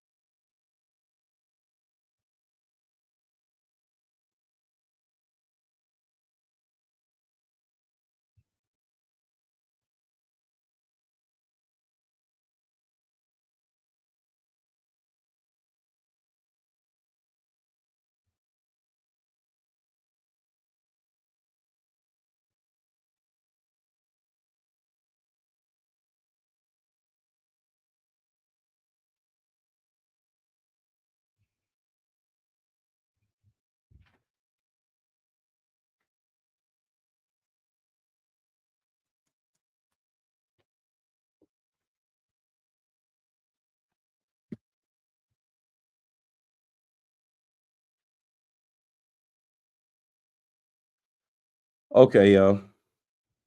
I said I was gonna tap back in with y'all, and I will, but I gotta post this on Instagram, TikTok, Twitter posted. Shout out to the boy Gabe. We working.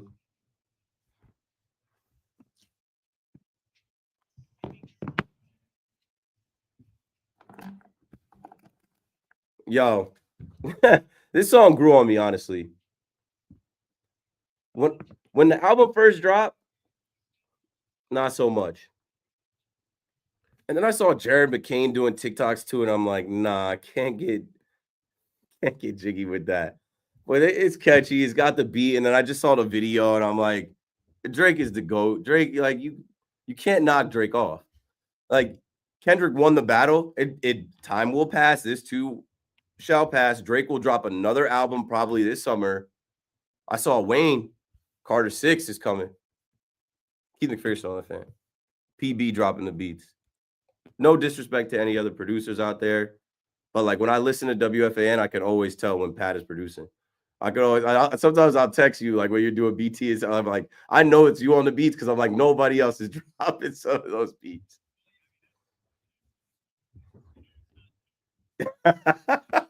Correct.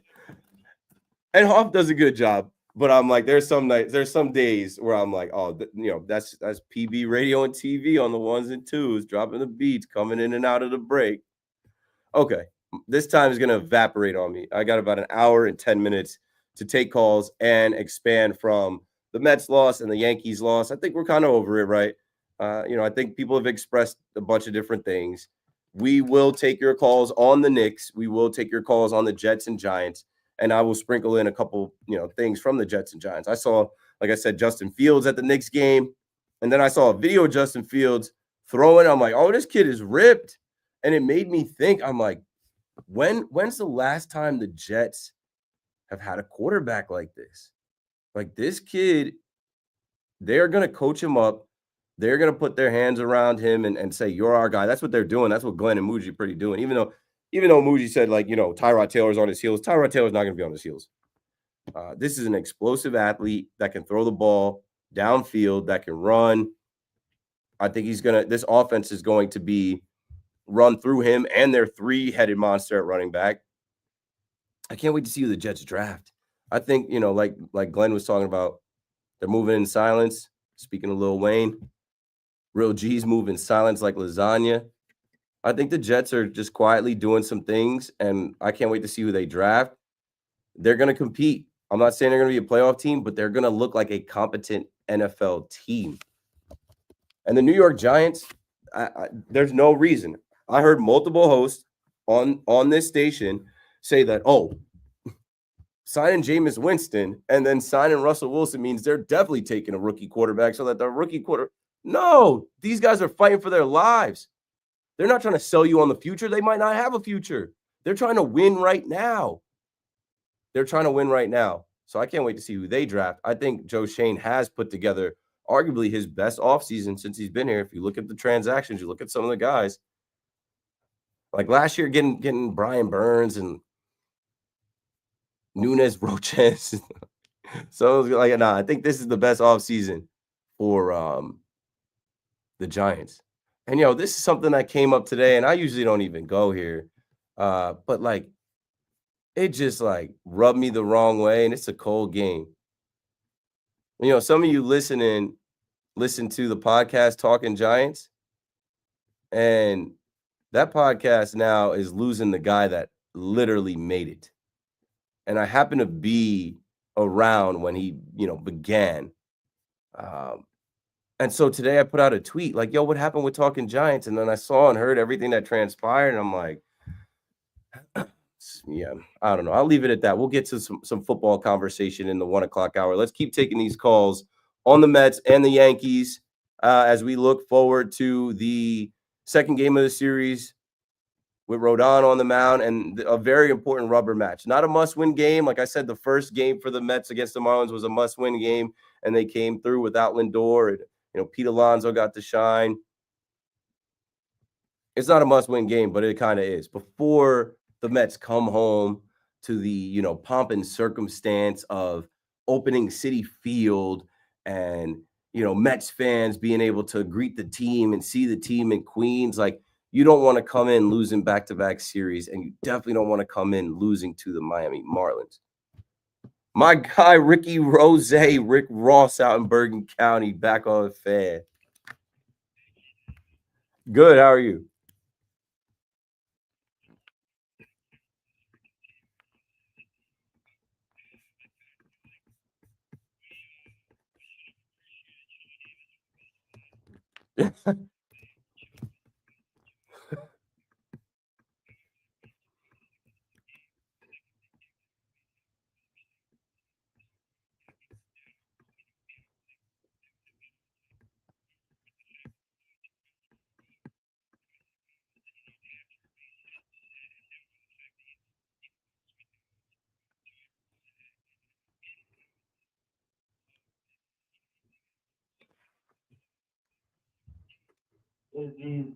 These late 8th, 9th inning state comebacks. We saw opening day, obviously Soto, the infamous at-bat that'll never get to live down, no matter how good of a bet he is. Down the road, Yankees, whoever will poke fun of it. You saw yesterday, he made that nice catch, and then the next at-bat had that, might have not needed anything, but he had to play that ball. So, any leverage we had with the defensive, Yankees getting at him for the defensive woes, he made that next catch and instantly, kind of screwed it up for himself. They won the game, so it means nothing. But, you look at tonight, and I got as good of a pitcher as Sandy is. You hear the whole night, Gary Keith Ron talk about how good of a pitcher he is, and the fact that he's essentially grown this year or pitching for the team solely to get traded, whatever month it may be. Like, he's out of the first chance they can, kind of like Louis Rise last year. I mean, to lose to this team, and in the grand scheme of things, it means nothing. Because, look, while I was on hold this time last year, I think later on in the year, we were watching Edwin Diaz blow a 5-run lead versus this team. And I guess they had a little bit more talent, but in the grand scheme of things, this team's going to mean nothing. But if they're going to keep putting up 5-6 hits a game, the majority of those being singles up the middle that mean nothing, and they're just going to try to coast with this, essentially one active bat in the lineup, and Soto, he had to dish out 50 mil for it. I mean, this season's going to be as mediocre as it could get. Yeah, it's early. I know. It's frustrating because, again, all of the hype, all the expectations, all the back and forth with Yankee fans, and the Yankee fan is saying, yo, like I was talking about last night, you're in the big boy pool. You're at the big boy table. You're expected to win. Like, there is no more LOL Mets. There is no more, like they have to beat the Marlins. And, okay, now you have a fully rested bullpen for the most part. You can unload the bullpen tomorrow. These guys should be ready to go. It's a little bit earlier game. You hit the road. Go win it. Go win it. With Clay Holmes on the mound, you're expecting to see Clay Holmes be his spring training version of himself. He's back in Florida. Maybe he can turn that on. It's not a must-win game because it's early, but it's a must-win. Well, I think this organization put the term "must win" to rest. For better or worse, put it to rest after 0-5 last year. From 0-5 to 0-8, that'll basically be in the back of our minds for as long as this team's still in business. So I'll say this though: the LOL Mets thing. I heard Josh bring it up before. I mean, you gotta, and especially with this organization, you gotta tack on about another month of leeway when it comes to pitchers and being shut down in spring training. I mean, just forget it. I don't know if we'll ever see him pitch for this team, but, as far as Minaya, a guy that, I heard Evan Tiki talking about this too, injuries have never really been a concern with him throughout his career. And lo and behold, I'm not saying that he, decided to lay low a little bit as soon as he got paid because he doesn't strike me as one of those guys, as opposed to Igor Shesterkin, I think, full well is one of those guys. I don't think Minaya, goes, is the type of person to kind of lay low once he got the paycheck. But it is a coincidence. I wouldn't say it's a coincidence. I mean, the fact that this is supposed to be at worst a month and now we get the music shut down for 2 weeks, I wouldn't be surprised if we don't see this guy until the late summer. Because how long did they say Singer was going to be out? And we wound up seeing him play, 4 or 5 innings the whole year. And I know he had that freak injury against Atlanta, but you never know. You just made me think of two things, and you said one of them, right? How they slow played Kodai Senga last year and how Minaya kind of ran out of gas. So if you're planning on making a postseason run, there really is no rush to get this guy going until maybe June. Yeah, I mean, look, so far what they've had going, a lot of people got on Clay Holmes. I didn't think he was that bad. Was it a start to remember? No, but it's his first start. He was a closer. He was a reliever, yeah. And I think a lot of people were surprised that they made the move to make him a starter. But I think the 2 names they looked at, one being Seth Lugo, a guy who was in their dugout 2 years prior, went from one reliever in his case to a starter, was finished second in Cy Young to a guy who won the Triple Crown. And Michael King, who struck out, I think, double digits tonight, obviously the year he had last year. I think they're trying to hold him to what those two turned into, and they weren't, dealing 10-plus strikeouts right out of the gates either. And hell, I mean, look, Tyler McGill, we're in that part of the roller coaster right now where he's going 7 innings, striking out, 7-8, give or take. And kind of Peterson, how long were they hand in hand? And so far, Peterson obviously had the great year last year. McGill, you could take or leave the year he had, but obviously a good first start for him. So I don't, that's kind of the same thing I talked about with the 0-5 last year. Until I see them whiff on these kind of bargain bin starting pitchers, like Griffith Canning's the epitome of that. Seeing what they turned Severino and the Katanas of the world into last year, I got to give them the benefit of the doubt. So I think the bigger, the more alarming issue is the lineup, obviously. The fact, like I said, you got one guy that's producing right now, and you're not going to be able to dish $50+ million to these, once in a generation hitters every year to fill out your lineup. Some other guys are going to have to carry the load. I mean, Brett Beatty, we're seeing quadruple A Brett Beatty all over again. Guy couldn't hit a freaking beach ball. I don't know why he's still even on the roster, let alone the lineup. Viento's supposed to start. Lindor, obviously, that's his claim of fame. And last year was my last straw with him, and he wound up being immortalized in Mets lore forever. Give or take 5 or 6 months after he started 0 for 32. So, and he's got to have my benefit of that too. I brought up Nimmo. I'm surprised he's the first one to hit double-digit homers this year, but that's the case. So I don't know, man. They got they got more than enough time to get it going, but through 5 games, this offense is doing what they do best. It's staying quiet, but. I appreciate the time, man. I'll say this, Ross. The starting pitching has been fine, and the bullpen has been pretty good. They're not hitting enough. They had the outburst Monday where they put up 10 runs without Lindor, and maybe that was the shakeup that they needed, having Marte lead off, and, you're going to see changes. I say this about Stearns 100 times since I've watched the team under his direction, under his leadership. He's going to change the lineup. There's going to be somebody else here. This is a guy who decided that they did not want to bring back Candelita, OMG, Jose Iglesias, who at times was a hitting machine. And the impetus on that was that they wanted to play the young guys. Like the logic was that we wanted to see Acuna. We wanted to see Brett Beatty. They're going to give them a long runway. A lot of Mets fans may be down on Beatty. I don't know how many times. I think I heard a call today. Someone called Beatty quadruple A or 4A, Brett Beatty. But he's going to get more than a couple series. Again, the Giancarlo Stanton quote. Y'all make a big deal over 9, 10 at-bats. These are their first, now a little more than that. It's their first 20 at-bats of the season. 888-808-1019. The pitching has been solid. Tyler McGill was solid. It's just the whole theme is that you have this powerful lineup. The whole thing is that you have the runner-up in the National League in MVP. You have Juan Soto, the generational Juan Soto. You have the polar bear. You have Brandon Nimmo who's hitting for those guys have to do damage. And they have to have better at-bats. That's all I keep hearing in the postgame. I think Mendoza said it today, having better at-bats. Better at-bats mean not swinging at the first pitch, situational awareness, not just, swinging over the ball, grounding out. Better at-bats, smarter at-bats, and that'll come. I think they're pressing. It is a new team. Obviously, a lot of the same players, but it's a new team, and it's a new identity. They're going away from Grimace. They're going away from OMG. They're going away from last year. But all we have is last year to harken back to. They're going to find their identity. I'll tip my cap to the Houston Astros. I don't think anybody thinks that the Astros are going to be great, but they pitched well and they played defense and they had enough timely hitting to come through. They're 2-3 on the season.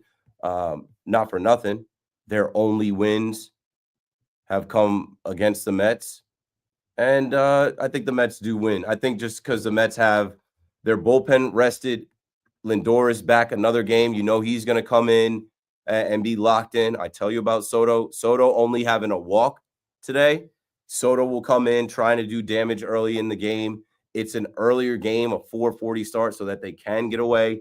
And I think they know the importance of getting a win against the Marlins before they come home in front of their fans, before they get back to their families, sleeping in their own beds, before, New York can embrace them, before the New York Mets fans can welcome them to Citi Field. I'm not going to make too much about losing to the Marlins, but hey, you lose the series to the Marlins, it's going to be a story. You lose the series to a team that, your payroll, they have a small percentage of, the money that you spent in their starting 9. You got to big bro them, right? That'll be the narrative. If you lose to the Marlins, the Yankee fan is going to say, you're worried about being big bro in the city. Worry about being big bro in your division with the smallest payroll in your division beating you. And like I said about the Marlins, they got some guys that are scrappy, that are trying to prove themselves. They're trying to play. They're trying to rewrite the narrative. They're not just the low-level Marlins. They're Major League Baseball players. They deserve their respect. They deserve to be there too. Senga, outside of the first inning, like, he had the ghost fort going. He was striking out guys. Senga looked solid. David Peterson looked solid. Tyler McGill looked solid. Clay Holmes, obviously the first game, whatever. I think Clay Holmes is going to be fine. The starting pitching has been good enough. The bullpen has been really good. The lineup's got to be better. You can't have outputs of 1 run, 3 runs, 1 run, 2 runs. That's going to be a recipe for L's. That's how you lose early on in the season. You got to score. As we're talking about the Yankees and torpedo bats and them breaking records, 18 homers in the first 4 games, and them scoring 36 runs on the Milwaukee Brewers. You got to score to win. And the pitching has done enough. It's the lineup that has let you down. And you got the generational Juan Soto, but he can't do it all himself. They have to do it together. The timing of Lindor having his son is what it is. That's in the past. I think they figure it out here. They beat the Marlins, they come home, and then they turn it on in front of their fans. 888-808-1019. Steve is out on Long Island. Steve, you're on the Fan. Hey, Keith, what's up? Bringing it home. Got another hour or so. Okay. Yeah, I was from last year I called you. From Malvern. Yeah, and so anyway, I'm sorry. I digress. Yeah, I think both teams do not have to panic. Nope. Nobody should be panicking. Maybe the Red Sox. Yeah, that's true. I hate the Red Sox. Yeah, he's been born bred around your age. Hello? Yeah. I'm. What you got, Steve? So neither team should panic. What else? Well, I think the whole torpedo bat thing is retarded. No, can't say that. I don't know.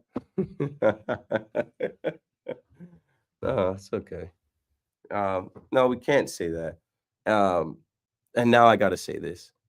As much as I am going to give you a leash, as much as I am going to give you an opportunity to talk, we're live, baby. This is a show. You got to hit us with your thought, your topic. Like, I love talking to y'all, but we can't talk like we're just in an elevator. We can't talk like we're just on. Like, we got to talk about what we're talking about. So, Steve, thanks for the call. Let's go to Christian out in Phoenix on the Fan, and let's see if Christian and I can hit it off and go back and forth a little quicker. You got it, Chris.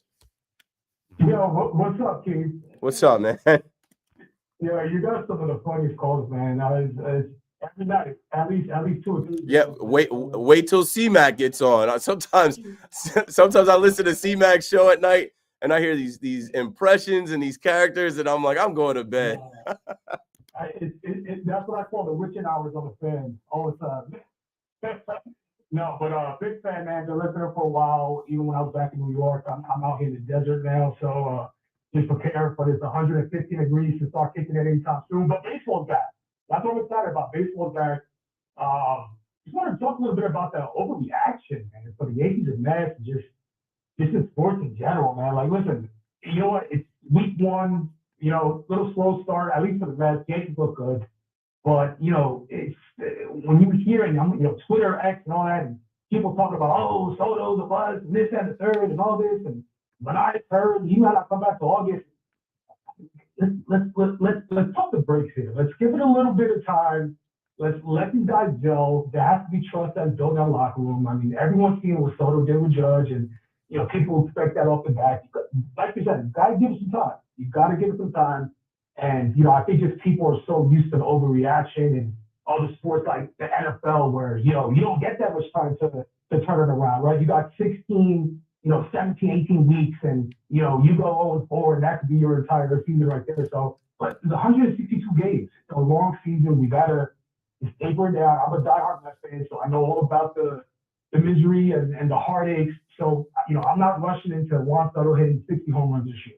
Yeah, and you know what I'll say, Christian? Like, as radio hosts, we can't overreact or say anything too crazy because we'll be held accountable.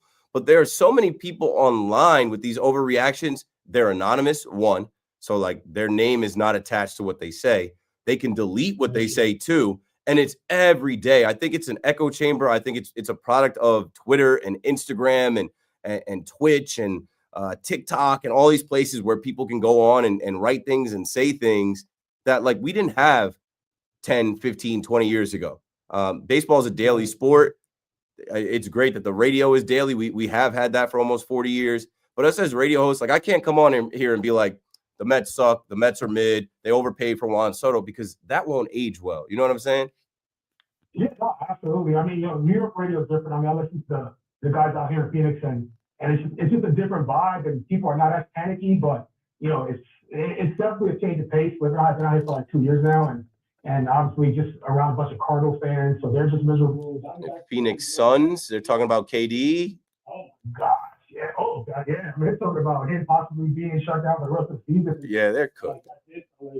So people in my neighborhood are kind of panicking about that. But I'm like, man, he's done, man. Like he's checked out. Like he's not a fun anymore. Like I don't think so after this year. But I don't really remember, but we were going back and forth on Twitter last week when your voice was gone, and I dropped a picture of Nicolos on the on Twitter. That was you? Yeah. I said I was hitting the Ricolas. I was hitting the Ricolas. My voice came back like 9:30. Even tonight, like, I was a little bit more congested when I started, but when you get in here and you start going and you start talking, it kind of just it comes back. Did you have a Soto take before I let you go? We're up against it. It's about to be one. Yeah, so no, absolutely. So prediction for Soto, I'll tell you mine. So I'm gonna go 42 and 103, 297. Okay. 42 homers, 100 and how many RBI? 103 RBI and a 297 average. 297, yeah, a little shy below 300. I think the homers are a little high. And if the bottom of the order is, I don't know, like, how's he going to drive in? Maybe I think he's still driving. He's gonna have to homer if he's hitting 42 homers. He'll be able to do it. I don't know. We none of us know. Thanks for the call, Chris. 888-808-1009. I'll give you my Soto thought and take that I had when we come back. And it's not about how he's gonna perform. It's just something that clicked for me today. Shout out to my boy David Rifkin. I was talking to him about it. I'm like, yo, universe never unconnects. Keep McPherson on the fan. When we come back, I'll hit you with my Soto take. We'll do the Casamigos big shot of the night. Or it's not Casamigos anymore. Big shot of the night. We'll also sprinkle in, like, why is Brian Daboll not going to see Shador Sanders and Travis Hunter and the Jets? I was reading an article about them trying to buy out people in their company, really trying to change the culture. So that's what I got left in this next hour. 888-808-1009. Keith McPherson on the fan. We'll be right back.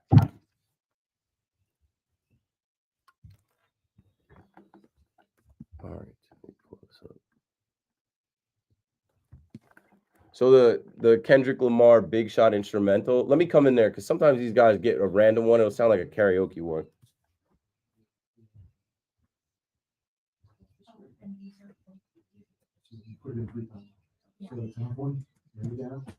Okay, no. And then I did. Whenever, I don't know which cups you're using, where they are. Oh, that's weird. That's nuts. Copy in. Why not? Because it's the whole thing. It's that, right? What does that mean? You put in, you didn't put the kind, you put the other, I'll show you how. Okay.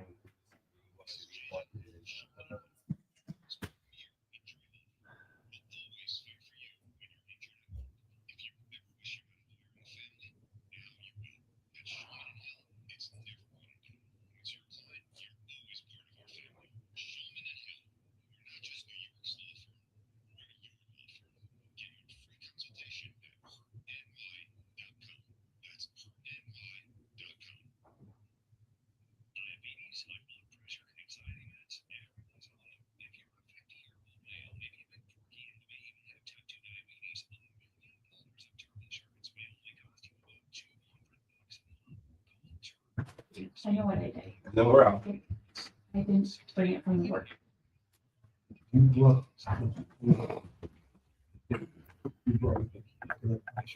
Okay. Whole giant thing. Not trying to neglect the chat, but let me see here. Okay. I'll explain it with you. It's a little easier to see it. Oh, so they're in there. Yeah, one and two. You put the one in the first one. And then the walls one. You put the two in the second. So when the kid asked me if I play MLB The Show, I stopped playing video games when I was 12 because like my mom gave me like an ultimatum. Like it really was just like an option, right? My mom was like, we didn't have paper like that. We didn't have money like that. So like I remember it was the year that PlayStation 2 came out and Xbox came out. And my mom was like, do you want video games or do you want clothes?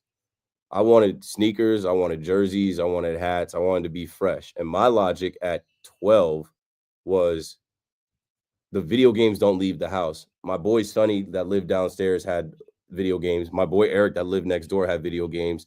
And my brother would come home from where he lived in Queens and bring his video games. So I was like, I was going off my mom's money, bro. So I stopped playing video games when I was 12 because I wanted to be fresh. I wanted to go to school and like have nice clothes. I didn't want my mom spending $60 on an Xbox game and like $300 on it. You know what I'm saying? That's my logic behind that. Like, and you know what? It helped me later in life because like a lot of my homies were smoking and playing video games. A lot of my homies were like, oh, I'm about to play the game. I'm like, what is that? Is that making you any money? Like, what are you doing? Like, you play the game for 4 hours a day? Like, how do you have time to play the video game? Will Judge homer tomorrow? Nah. He's about to cool for a second. It's April now. And they're not going to pitch to him. And like, I've told that story for multiple people. You play video games? No, I don't have time to play video games either. I do a night shift. And when I get up, like, the day burns on me. I got a whole kid. My life is a video game.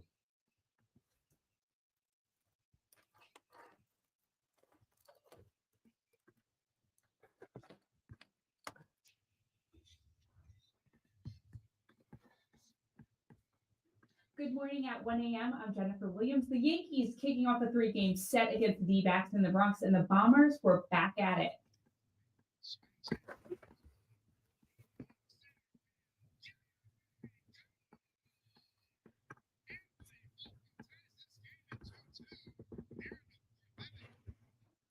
But the D-backs said, we'll raise you one in the 8th.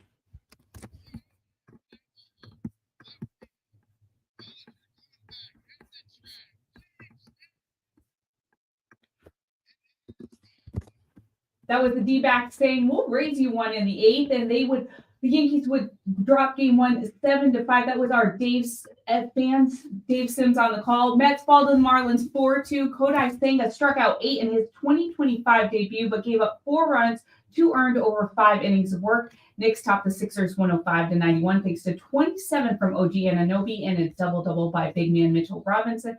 And the Islanders fell to the Lightning 4-1. Isles are 5 points back of the final wildcard spot. And that's what's happening right now. I'm Jennifer Williams.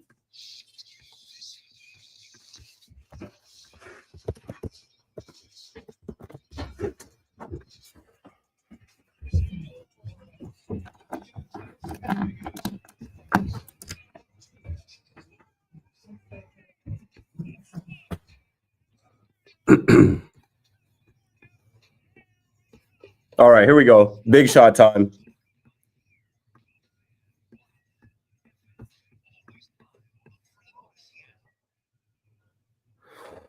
All right, here we go right now. The big shot of the night is brought to you by WFAN and me, Keith McPherson. Bright lights, big city, bunch of big shots. Tonight's big shot of the night goes to OG. You're welcome, OG. OG Anunoby. This guy right now is putting the team on his back. I was not expecting him to emerge how he has emerged. Talking about emerging, he got up there. Watch out for your heads. If you didn't see it, go look up. Just search OG Anunoby on Twitter. The poster dunk that he had in the game, sticking the landing, coming down the lane, one hand, bang, In his last 7 games, I saw this on NBA Central. He dropped 27 points, 28 points, 31 points, 28 points, 35 points, 23. This guy is a guy that everybody talks about his defense. And in a time of need, he's adjusted to really, getting into his offensive bag. So we see you, OG, in the city. We see you. We're watching baseball, but we see you. And like I said, I think Knicks fans are hoping what you're seeing here are things that they can pivot to depending on matchups, depending on who they draw in the playoffs, right? You're seeing a team right now without their guards. You're seeing a team tonight without Karl Anthony Towns. And in the beginning of the game, Mikal Bridges didn't necessarily have it. OG Anunoby getting it done, even Mitchell Robinson getting it done. And like I said before, Landry Shamet with 20 off the bench. You are looking at a Knicks team that everybody's telling you they don't have enough pieces, telling you that they can't beat some of the teams in the East. Nobody knows what's going to happen. If they get healthy and they get their guys back, they're going to have the city behind them, and maybe they can go on a run. Obviously, the hope is that they can get out of the second round. I think they're good in the first round, but we shall see. 888-808-1019. Had to take a sip of water as I'm fighting through this last hour. Shout out to everybody watching in the chat. We got about 800 in the chat. I will take questions from the chat. I will take topics from the chat. In the chat, they were laughing about me talking about, playing video games. Mark said it's hilarious. I've heard him say that about quitting video games at 12 before. It's profound, really. Honestly, if I kept playing video games, I don't know if I make it in life. It takes up a lot of time. I have homies that play the video game. They're grown-ass men. They be on the game. And I'm not knocking it. Look at gaming in this world. Look at there are kids with way more money than me because they game. Look at these streamers. They're gamers, and they turned it into millions of dollars. But for me, growing up broke, I had an option, right? Christmas was coming. I remember, and this is me dating myself. I remember PlayStation 2 and Xbox coming out, and my mom being like, I had PlayStation. I remember I had N64. I think I might even had a GameCube or something. But my mom basically putting an ultimatum out there, giving me like, listen, you want this or that? You could do this or do that. My clothes were getting expensive, right? I wanted to have Nikes. I wanted to have shell toes. I didn't really ever get Jordans. I also wanted to have authentic jerseys with the fitted to match. And Mom Dukes was like, listen, bro, like I can get you all the clothes you want or all the games you want. Which one you want? You want to have the brand new game system with all the games? Or you want to have, multiple pairs of sneakers and a throwback Michael Vick jersey? Back then it wasn't throwback, it was actual Vick jersey. But I had gear. And my logic at literally 12 years old, a sixth grader, was the clothes leave the house with me. That's how I'll be seen in school. That's how I'll be seen at the mall. That's how I'll be seen when I'm out and about, whatever. The video game don't leave. And my downstairs neighbor, Sonny, he had the game. My next door neighbor, Zeke, Eric, he had the video game. So I could knock on their door and go play the video game with them. And then my older brother, Sean, who was 22 years old, would come back from Queens. He lived in Astoria. He had the game. And when he would come home for the weekends, he would bring the game with him. So I was like, I don't need a video game. I don't need it. I'm good. I need clothes. 888-808-1019. I said I'm going to kick you guys my Juan Soto theory, and then we'll take some Juan Soto calls, some more baseball calls, even an Aaron Rodgers call up there. Aaron Rodgers is the song that does it. And like, we don't have to talk about Aaron Rodgers anymore. He's out of here. He's not our problem anymore. And you know what? I don't have a problem with Juan Soto. I don't need to boo Juan Soto. I probably will. As I'm hearing all this talk about, turn your back to Juan Soto. Like, that's not realistic. Tonight, you heard them chanting F Altuve, F Josh Naylor, F Juan Soto in Yankee Stadium. I wasn't there, but I was reading Yankee Twitter and I was listening to the game. With Juan Soto, it just like occurred to me. Maybe the Yankees weren't meant to win the World Series with Juan Soto because he was always leaving. He was always going to the richest owner in the sport. Steve Cohen wasn't going to be outbid by Hal Steinbrenner, and Hal Steinbrenner was not going to keep going up, and he wasn't going to add a 17th year, and Brian Cashman wasn't going to let that AAV get up to a certain level. Maybe There wasn't supposed to be a 2024 World Series with these Yankees as the winner because that would be awkward with Juan Soto going across town, right? That would be strange now with Juan Soto being a Met and coming off a Yankee parade, right? When the Subway Series comes and Yankee fans are supposed to be mad and boo him. What if the Yankees were presenting him with a ring? And it'd be different if imagine Juan Soto actually, and as much as you guys want to talk about how Juan Soto performed much better than Aaron Judge, go please look up their numbers side to side in the postseason. But Juan Soto didn't win the Yankees the World Series. It wasn't like he powered them to a World Series win. It was like he homered every game, drove in runs. Everything happens for a reason. The universe never unconnects. Everything is predestined, predetermined. We're just walking through these paths. And that pain that the Yankees felt last year, where you heard that they were sobbing, weeping in the locker room as the season ended, and Juan Soto didn't feel that pain. Juan Soto just put his cap to the back and talked about, I'm available to all 30 teams. And he had his Boris Corp spiel ready to go. Well, Judge obviously was one of those guys. Austin Wells was one of those guys. Volpe was one of those guys. Jazz was one of those guys. Dominguez was there. Ben Rice was there. You know what I'm saying?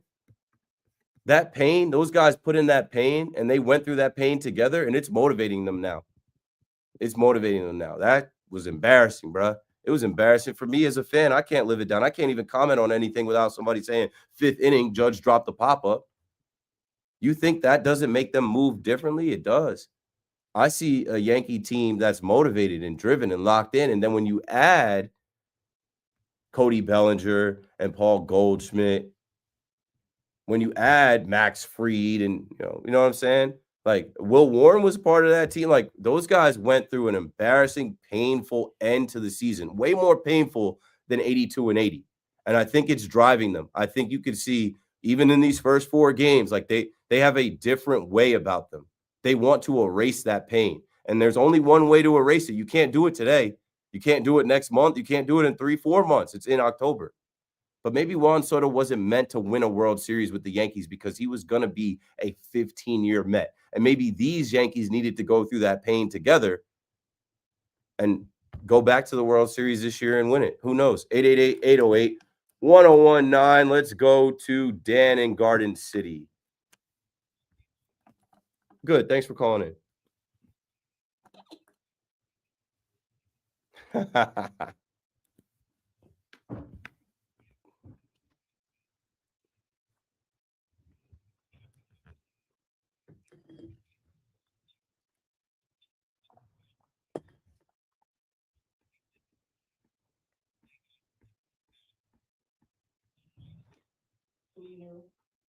Batting lineup is what they have now, even with their youngsters who may not develop as much as you want, but you got hope there right now.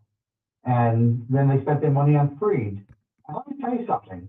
I don't think anything prepares a team more for October baseball than having 3 starters, which, that was before Garrett got hurt. But man, what a threesome that would have been with Fried and Cole and Rodon. And then maybe even, I have a suspicion that what's his name? That pitched 2 days ago. Stroman?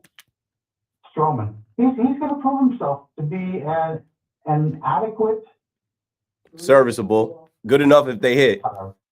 Yeah. What's going to happen? You're going to get into the World Series. You're really going to go with a 3-man rotation when you get to the World Series. They're going to add another starting pitcher. It might be the guy we saw the Mets face, Sandy Alcantara. Yeah. That would, but they don't need him. I think they're good the way they are right now with their pitching staff. And if I was to spend their money, I would buy a 3rd baseman. Yeah, I think they add another 3rd baseman too. Yeah, because I don't really believe in Cabrera. He's a nice player, and he may develop someday, but I don't think the Yankees. Yeah, I like Waldo. He made a nice defensive play today, but that's an opportunity for you to put a consistent impact player there. And if you're trying to actually get over the hump and you're trying to actually win the World Series this year, you punch it at the deadline and try and get if it's Nolan Arenado, so be it. Maybe it's somebody else. Yeah, and let's face it, the road to the World Series is going to be through Los Angeles. Sure. They're 7-0. Yep. So that's what I wanted to say, and I wanted to say I hope I meet you in the elevator again. What floor do you guys work on? I'm up here on the 10th floor. Thanks for the call, Dan. 888-808-1019. Yeah, the Dodgers win as we go back to the out-of-town scoreboard. I see somebody in my chat, JS in the chat says, let's go Dodgers, 7-0. You know, Dodgers got so many fans now all of a sudden. All the games are final. So, yeah, the Dodgers, let's see here.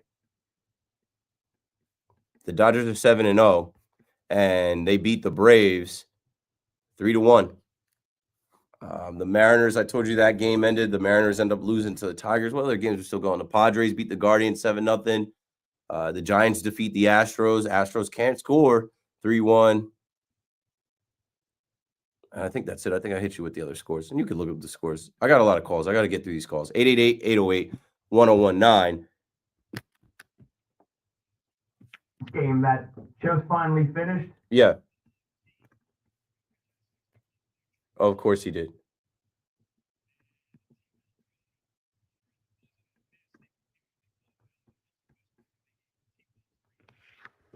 Why aren't we talking about maybe the Nuggets and Jokic winning again?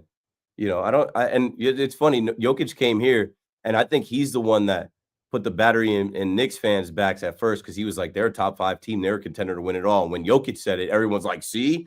And I'm like, I don't know. Jokic has some of these nights in these games, and he has done it before where it's like, if he's on one the next couple of months, I would take him over the Houston Rockets, the Oklahoma City Thunder. I guess we're going to look at Luka and LeBron and the Lakers. Steph balled out tonight with the Warriors. The West is going to have some good matchups. Stunned if it's and look, you know me, I'm a diehard Knicks fan. They're just gonna get brushed aside by Boston in the second round. Yeah, it's all roads lead to exactly what you just said. It feels like it's gonna be the chalkiest Eastern Conference playoffs ever. But the West, bro, feels like it is wide open. Stay healthy. They gotta stay healthy across the board because that's always what changes things, right? You know, Tatum went down with the ankle a couple.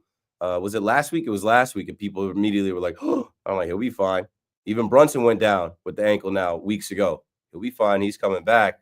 But unfortunate injury this close to the playoffs to a star player, to a main player, could like really change someone's fate. 888-808-1019. Speaking of an injury changing someone's fate, I do want to talk about the Jets and how the Jets offered buyouts to 170 employees in search of culture change. They are really trying to figure stuff out after Aaron Rodgers had the Achilles heel injury and then came back, and they weren't able to really do anything with him. Nick is in Huntington, New York on the Fan. Nick, you got it. Hey, Keith, what's going on about the Rodgers thing? He hasn't signed with anybody. Nobody's got him. The Jets did a culture change. They got rid of him. I know Mongo wanted him to go to the Giants and whatever, but we know he's a Hall of Famer and whatever. But to me, the culture with the Jets, he ruined everything. It was more about Rodgers, and I told Mongo that. He's more about the back of the jersey than the front of the jersey. And look, he hasn't had a job. He's not with the Steelers. Mick Monagle. Where is he going to play? Who knows? He does whatever he wants. He plays his own tunes. You know what I mean? About Rodgers. So, that's how I feel about him.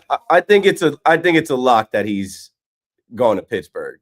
If he's throwing with DK Metcalf, why are you throwing with DK Metcalf? I saw Dan Orlovsky talking about it today too. He's like the Rooney family, Tomlin, like Rodgers going to sign with Pittsburgh. Okay, all right. As far as Judge, it's hands down he's the best player in baseball. It's not even close. Correct. The Yankees hitting all the home runs over the weekend. That's the Yankees. That's what they do. Who would be surprised? Bats, torpedo bats, missile bats. It doesn't matter. That's what the Yankees do. They match. They always. The Bronx Bombers. I thought it was the ballpark. It was the ballpark until they saw the picture of these bats. And the wind was whipping. All right. It was windy. I was up there. Yep. All right. And now, Cowboys. Here we go. Why is Mike not starting? Because Jerry Jones is an idiot. Jerry Jones just. What is he doing? bro. I'm done. Well, how could you not stop? Micah says all the right things, and he doesn't sign it. Maybe he learned from CD and Dak next year. No, he's never gonna learn. He's never gonna learn. All right, who do you want in the draft? You think Gentry Ford? I don't care. Multiple people have asked me. I just was at the game Saturday. A couple Dallas Cowboys fans. Who should they draft? I'm like, I don't know, bro. Zach Martin just retired. Draft the best interior offensive lineman. But I'm out on them until Jerry Jones resigns. I can't wash the stench of the Dallas Cowboys off me. I was a young kid. I had no guidance. I just was watching the TV. But like he just disrespected David Mulugeta. This guy is Micah Parsons' agent, but he represents so many different players. And I know for a fact he's CJ Stroud's agent, somebody else's agent. And he disrespected this guy saying, I don't know the agent's name. You should know the agent's name. He did Jordan Love's deal. This guy has so many clients, and Jerry Jones just disrespected this man. And Micah came out to be like, nah, I got the best in the business. Don't disrespect him. Look at all the reclamation projects they started free agency. They all reclamation projects. That's what they do. Bro. They signed UFL players. They signed Eric Kendricks last year. Like, what is he doing? Why can't they? They're supposed to be the Yankees of the NFL. no, they're a joke. They're a joke. And there's a reason why they haven't won anything. Thanks for the call, Nick. You're making me upset. I don't want to talk about this. I can't shake it. I wish it never happened. If I could go back to the future, I wouldn't have put that star on me. You ain't seen a star on me. I didn't put a Dallas Cowboys jersey on this entire season. I told you they were cooked. But anyway, Micah Parsons, right? Clarence Hill Jr. He said Jerry Jones with blatant disrespect to Micah Parsons' agent, David Mulugeta. The agent is not a concern here, says Jerry Jones. I don't know his name. And then Clarence Hill says, this is one of the best and most respected agents in the NFL. Parsons is wise to have hired him.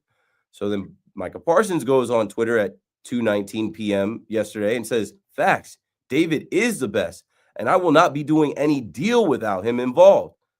Like anyone with good sense, I hired experts for a reason. There is no one I trust more when it comes to negotiating contracts than David. There will be no backdoors in this contract negotiation. So Jerry Jones had Micah Parsons drinking the Dallas Cowboys Kool-Aid when he was at Penn State, right?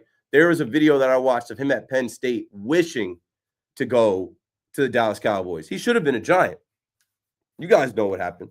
Devontae Smith, how that whole thing shook out. He fell into the Cowboys' laps. He even said he doesn't need to be the highest paid defensive player. But like Jerry Jones is so old and senile and slow. He let Max Crosby go out there and get paid. And then I don't even want to talk about this. Myles Garrett goes and gets paid. It's like, so the price for Micah Parsons just kept going up. And now you disrespected his agent. Yesterday's price is not today's price. You don't have this money. You're already in cap hell because of how much money you gave Dak Prescott, like literally the morning of week 1. And then you dragged your feet with CeeDee Lamb. You disrespected CeeDee Lamb. It's just stupid. It's like, when will they learn? And I guess because Jerry Jones is literally made out of money, he doesn't mind lighting money on fire, but it stops you from building out your roster. It's a salary capped league. You're going to be weak in other places. So, yeah, I'm out on them. They'll probably do something stupid. Like if Ashton Jeanty is there, they'll probably draft a running back again. I don't think Jeanty's going to be there when the Cowboys pick. There's a lot of smoke around him. I was seeing the Spy Tech, the GM from the Raiders, saying that his son's been very vocal about, like, you guys need to draft this guy. Maybe they will, maybe they won't. When we come back, more of your calls. I see Torpedo Bats, Aaron Judge, Aaron Boone, the umps. Yeah, the ump did suck tonight, but we can't complain about that. They had the game and they blew it. Keith McPherson on the Fan. I got 30 minutes left. Call me up. We'll be right back.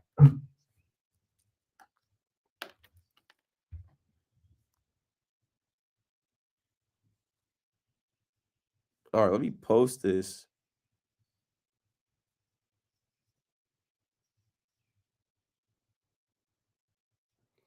All right.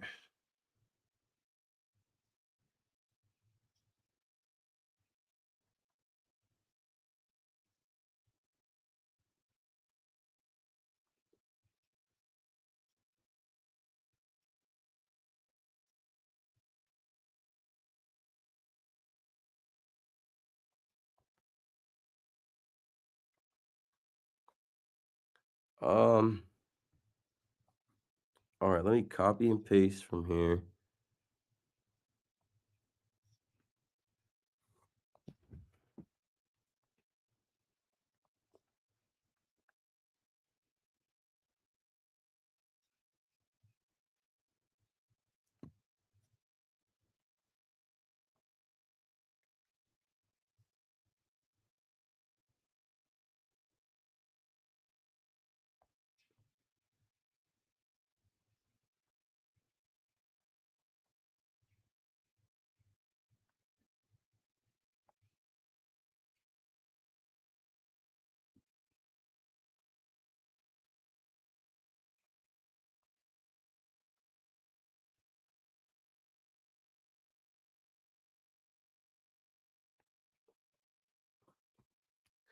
Where was I at? Oh, I was on Instagram or copying this from Instagram to YouTube Shorts.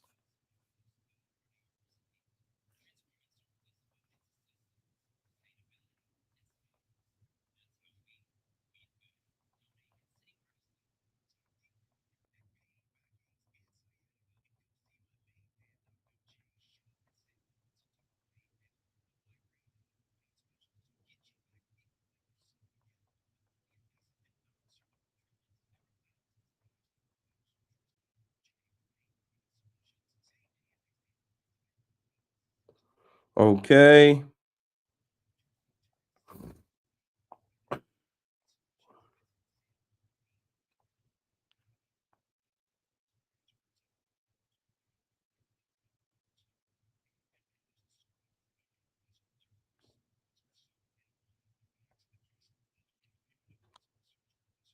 Upload.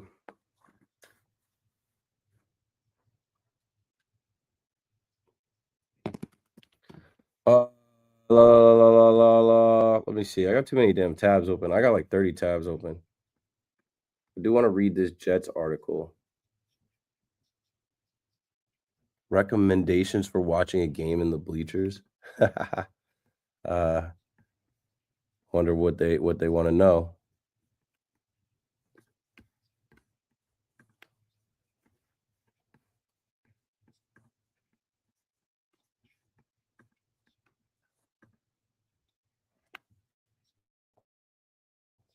Let me close this. With all these damn tabs open. Let me see something, bro. Did I not plug my MacBook in? I didn't. I was like, why is my MacBook running so slow? One, I've got 30 tabs open. Two, I'm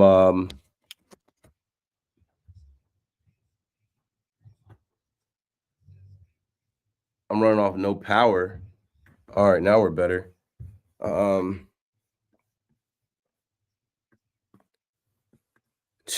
Okay, there was an article that I wanted to read too. Mets and Yankees score big for NYC economy. Regular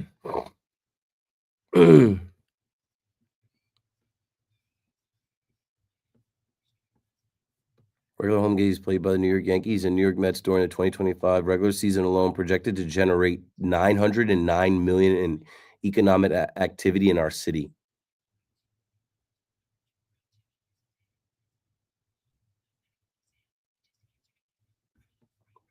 Okay, I'll save that for later.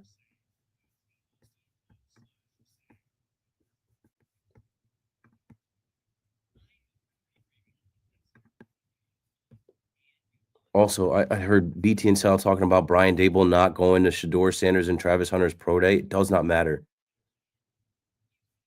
Is it Colorado's pro day or Big 12 pro day? Big 12 pro day 2025. Big 12 pro day held at the Star in Frisco took place on March 18th to the 21st. Colorado pro day.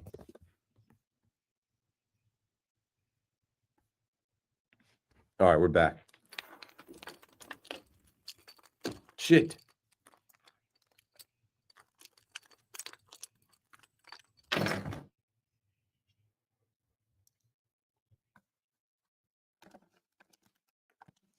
I forgot about this beat. Super tough. PB dropping the beats. So Pharaoh Monch. Throw your hands in the sky. Whoa, whoa, whoa, whoa. That's wow. I'm too under the weather to kick any freestyles, but they're coming. The bars are coming. Yeah, that's such a hard beat too. People used to rap over this. I feel like this is one of those beats that would be on a beat CD. Anyway, Keith McPherson on the Fan. I got a bunch of calls I'd like to get to, and a couple things that I will get out of my notes right now. One, it does not matter about Brian Dable not going to see Shedeur Sanders and Travis Hunter's pro day at all. Brian Dable said Tuesday at the NFL annual meeting, I usually don't attend pro days. They have scouts for that. He's the head coach. They're at those meetings right now.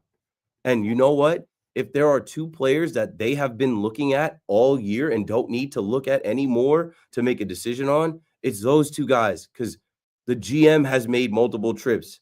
The assistant GM has made multiple trips to Colorado.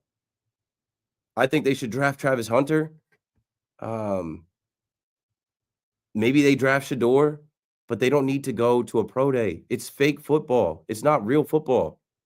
A lot gets made about these pro days. They're in shorts and shirts. The NFL is played in helmets and shoulder pads. Anyway, with the Jets offer 170 employees buyouts in search of a culture change. After Woody Johnson gets an F and he calls it bogus, which it ain't bogus. Like that was your grade given by people that were in your organization. But the employees have until Monday, the end of the Jets and the NFL's fiscal year, to accept or forgo the offer. 170 out of 250 staffers were offered buyouts in an effort to change the culture. Now, it sounds like they're trying to get rid of people, obviously, to start fresh, start anew. But the way they said it's something that we thought was consistent with changing the culture, giving everybody a chance to go in a different direction if they wanted to seek other opportunities, but also to move the whole organization forward in maybe a new and slightly different way, Woody Johnson said. He pointed to the changes inside the team this offseason, yada, yada, yada. He says, we're in a major transition in terms of culture and the way we do things. We haven't really made major changes in the organization itself. So Woody Johnson is saying, it's not just me that's a loser. It's not just the player. The players on the field that are losers. It's losers at every turn in this place. We'll buy some of you out. What? The exercise has identified opportunities to operate a line and innovate more effectively. As we position ourselves for this future growth, we felt it was essential to provide our employees with the opportunity to make an informed, autonomous decision about their careers given the direction of the company. The Jets are in a 14-year playoff drought. They are trying to end that, and they are trying to get probably younger and better, and people that are complacent and that are sitting there like, hey, we'll buy you out if you don't want to be here. So those are two things that I had to share on the Jets and the Giants. Other than that, let's get back to the phones. We're still talking baseball, of course, because these baseball games start and baseball is hot in the city and across the country. And the Mets and the Yankees lost last night, but they have the opportunity to bounce back. The Yankees with their first loss, and the Mets going to another rubber match. Robbie is out on Staten Island. Next up on the Fan. Hey, what's going on? Hosting the show. Thanks for calling in. Of course, man. Listen, I just want to say I'm so happy that baseball's back. Been so looking forward to it ever since Game 5 of the World Series. I do want to say these torpedo bats that everyone's complaining about, I think it's a little ridiculous. I feel like everyone has access to that type of technology, and everyone's making a big stink about it. That's my take on it. Yeah, it's easy. It's easy to be like, oh, they're cheating. Oh, it's so stupid. I'm ready for people to get over it. I'm ready for the torpedo bat phrase to just exit. So we're 3-1 in the torpedo bat era. So until we fall below 500, that's not going to be a big thing about it, which I pray they don't. But there's one more thing. I think that losing Soto for the Yankees was the best thing that could have happened to us, because without Soto going, there's no Freed, no Goldschmidt, no Bellinger, and the prospects that we have, Rice, Dominguez, maybe Pereira, don't get their fair shot in Major League because of the contract situation. That's just my take on it. I want to know your take. Thanks for the call, Robbie. I will not say that that's the best thing that could happen to the Yankees, because that guy finished third in MVP voting. He's arguably a top 5 player in the game, and they got back to the World Series with Juan Soto. If they don't get back to a World Series, Like, you can't. I can't do that. I can't. Now, is it a silver lining? Is there a bright side? Is there, again, like, everything happens for a reason? The universe unconnects. Like, yes, there was a pivot where you didn't get Juan Soto and you actually got what you needed. You can't always get what you want, but if you find sometimes, you might find you get what you need. Or if you try sometimes, you might find you get what you need. Like, they went out and actually did make the lineup deeper, add an ace when they were, bound to lose one. But, like, you need good players. You need good hitters. And Soto is ridiculous. Soto always has a good at bat. He's going to post. And what we saw with the tandem of him and Judge, like, I can't. And I've heard multiple callers and people say it's the best thing that could have happened to us. No, the best thing that could have happened to us was sign Soto and still go get all those guys. 888-808-1019. Dave is in Brooklyn, New York, next up on the Fan. What's up, Dave? Hey, what's going on? Listen, I have to put Malachi Moore on blast. I mean, this guy stunk it up behind the plate so badly tonight. It's just amazing that this is what passes for a professional major league umpire. And you know what? I just want to say this about Aaron Boone. I mean, I bet you if there was a way to calculate the instincts of a manager and how well those instincts play out on any given day, I bet you Aaron Boone would score very, very low on that. I mean, tonight, like, I just had a feeling. I said to myself, okay, Leiter, he got this one guy out. He got, what did he get, 2 outs? I said to myself, I just don't feel it. I said, what are the odds that Ottavino's first appearance back is going to be a disaster? I said, just put the experienced guy in. Put the 39-year-old guy in. I just had a feeling. And like my cousin, for example, is the biggest Yankee fan. I am 100% convinced that my cousin, who's never worked in baseball in his life, could manage the Yankees better than Aaron Boone. I'm 100% convinced of that. Yeah, but this wasn't on Ottavino. This was on Leiter Jr. and Tim Hill. Right, but I'm saying at that point, if you were watching the game, right, didn't you just tell yourself, or didn't you think I did? I just looked at Leiter and I said, no, he's not going to get us out. Yeah, what I felt was because Tim Hill has been so solid, when they quickly had the hook on him, I'm like, where are you going next? And when you're going to Leiter Jr., it made me think, oh, okay, they had a pregame meeting without Devin Williams. You know how they set up their lanes and what they're gonna do. And if I go back to the box score, I forget. I think it was Randall Grichuk, and I forget who they were facing, righty lefty. But I could tell what they were doing, and I'm like, I don't trust Leiter to get this done. And what it was the walks. If you're coming out of bullpen and you're walking guys, I don't care who you are. I don't care if you're Devin Williams, Luke Weaver. That's a recipe for disaster. And Cruz was so good. And Cruz was good. And Grisham made that catch where it looked like, Cruz almost gave up a home run. Cruz was so good. So then Tim Hill comes in. Mm-hmm. It's the Grichuk double. Then Perdomo singles. Grichuk scores. Corbin Carroll grounds into a force out. And then they make the pitching change. They bring in Mark Leiter Jr. with inherited runners, and he walks Marte, he walks Pavins, and then you're in trouble now. Now your lead is down to 1, and bases are loaded for the National League Player of the Week, and you don't make your pitch. Mm-hmm. Yeah, and honestly, I mean, just on a broader level, I really have to question the instincts of Steinbrenner. I don't know how Steinbrenner doesn't see that Boone's just not the guy. He just doesn't belong as a field manager. I'm sorry. I mean, maybe he belongs in a general manager scenario, but he just doesn't have the instincts to manage a game. I just believe he does. Thanks for the call, Dave. He does have the instincts, but when he makes mistakes, it's louder than the good things that he does. And he just got an extension. I told you guys he's not going anywhere because the players love him. Not just like him, they love him. The captain of the team loves him. These players play for him. Like, Boone is a player's coach, a player's manager. On Saturday, when I saw the lineup and I saw Yankee Twitter, Oh my God, what a Boone lineup. What the hell is this lineup? And then they went out and had a historic day. I didn't say a word. I knew not to say anything in the second game of the season after an off day. Boone doesn't get credit for that. Boone doesn't get credit for anything good.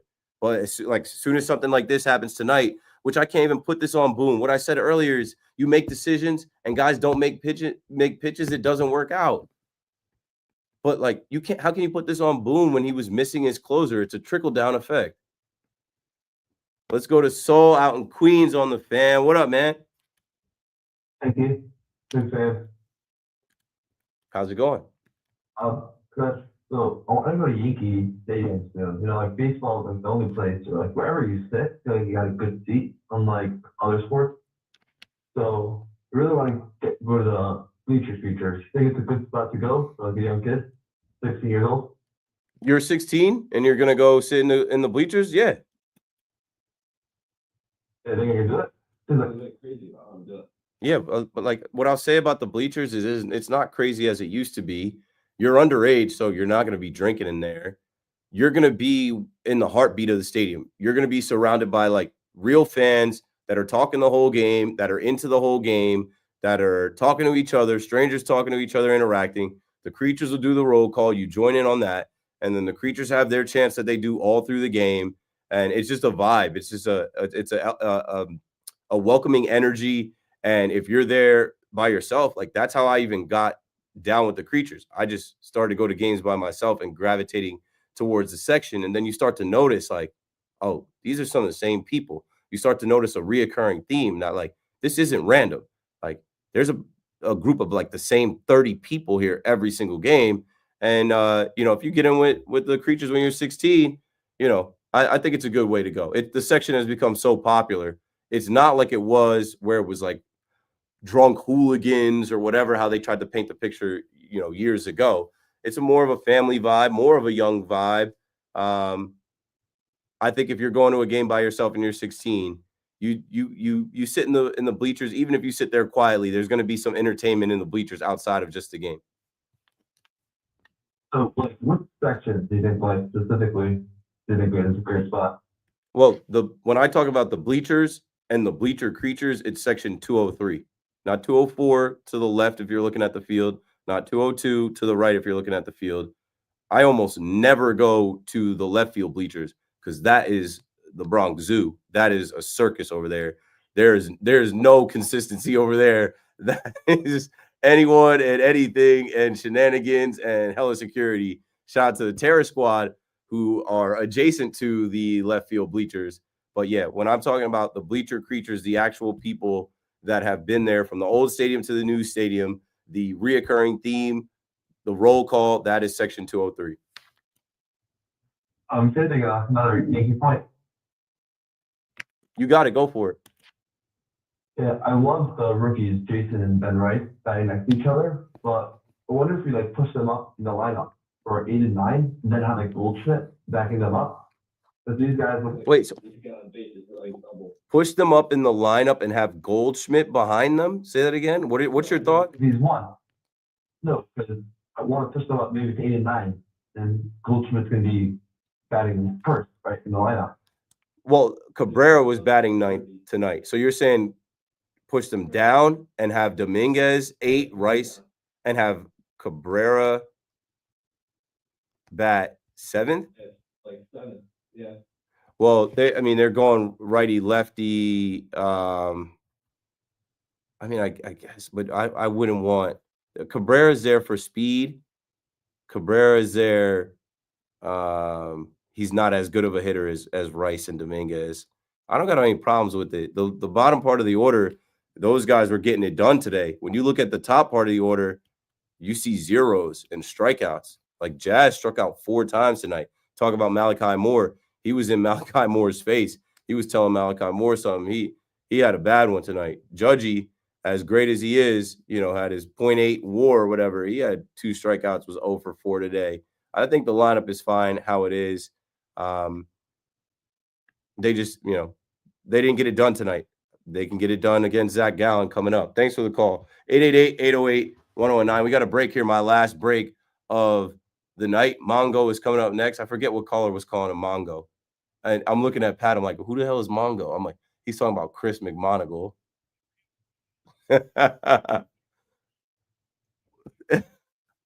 Shout out to Monzo. He's like a Mongo. I was telling Mongo. I know Mongo wanted Aaron Rodgers. It was a caller that called about Aaron Rodgers. Was it Dave? I think. I'm like, he's talking about Chris McMonagle. Better than McGonigal. Yeah, C-Max coming up next. Keith McPherson on the Fan. I'll be right back.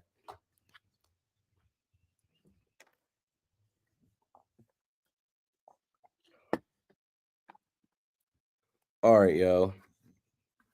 I don't think I missed anything else from the chat. Shout out to all 868 of you watching. Last call to write anything to me in the chat. If I check the numbers, most of you are on Twitter, some of you are on YouTube, one Facebook, some Twitch. Appreciate you guys. I was under the weather coming in here, but champed it out. Like I said, man, I got a DM from somebody who said that their mom was in the hospital and was like looking forward to watching my show tonight, or listening to my show tonight. And once I saw that, I was like, I'm champing it out. Once I saw that, I was like, I'll be all right. Like, and that's such a part of this job when you do the night shift. I know I'm good enough to be on during the day. Like, I don't look at my time slot as a ranking, but I look at it like an honor. One, this is New York City, the city that never sleeps. So there are people listening at this hour. Two, I have 877 of you watching at this hour. It is about to be 2 a.m. That's why I say I appreciate you, because you could go to sleep. You could listen to a podcast. You could read a book. You could watch TV. You're into sports. You follow me on Twitter or YouTube or wherever it is. And, you know, you're rocking with me. So I appreciate that. But what I'm saying is, I'm so motivated to come in and do this job at night, leaving my wife who didn't get home until 9:30, leaving my baby, my son, who I put to sleep tonight at 7:30, 8 o'clock. He's sleeping in my apartment. Like, I'm leaving my family to come host a radio show and talk sports with the city and with the people that rock with me. And I could have called out and been like, yo, I'm a little under the weather, but like, it is my duty. It is my honor. It is my job to come through. And I'm sure somebody would have filled in for me. I'm sure we would have had somebody come through and, you know, hold it down and do a good job. But it's my job. I've been doing it since 2021. And you guys are my like motivation. It ain't even the money. It is straight up motivation that like I meet people and they're like, yo, I work nights. You get me through my shift. And I'm like, I meet people and they're like, bro, you don't understand. I've been rocking with you. I work this night job. I get so pumped up when you're on. And now that we're in the baseball season, I'm like, I gotta be there every night that I can. You know, last week I was off the whole week because or 2 weeks ago, I was off the whole week because I went to spring training. Before that, I hadn't taken a break since after the World Series. I'll take a whole week off. Like I went to Mexico after the World Series. I went to spring training last week, but then I'm here every night, you know. That's just, you know, real talk. That's it. I'm trying to see if there's anything else from my notes that I missed.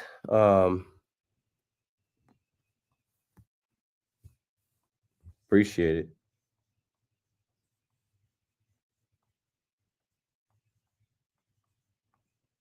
Yeah, I think that's it. I think I'll take my calls and then we'll get up out of here. Yeah, that's it.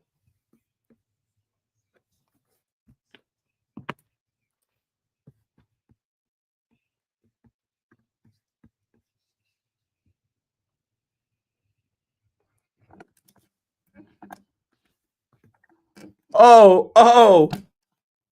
Okay. This is the last of my show. Keith McPherson on the Fan. Another KM to 2 a.m. Baseball season is back on. NBA season is coming to an end. We had some wild games in the NBA that we didn't really talk about, and that's fine. Shout out to the Knicks holding it down in the Garden tonight.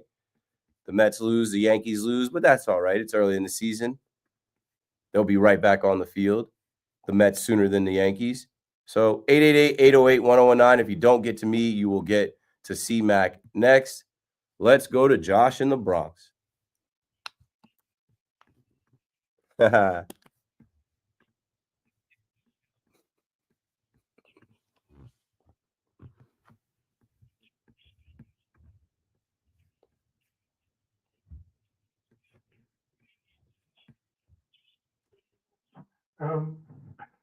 Wilson, right, to the New York team, the New York football teams, right?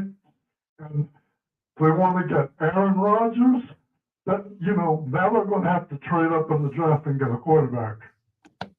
Yeah, I think they definitely get Rodgers. I think they might try to trade up and get Shador if he drops. Keith, I don't know, Keith, but with the Yankees and everything, people, it was only the 1st of April, and now it's April 2nd. We got a long way to go. Mooney is going to change that lineup up, man.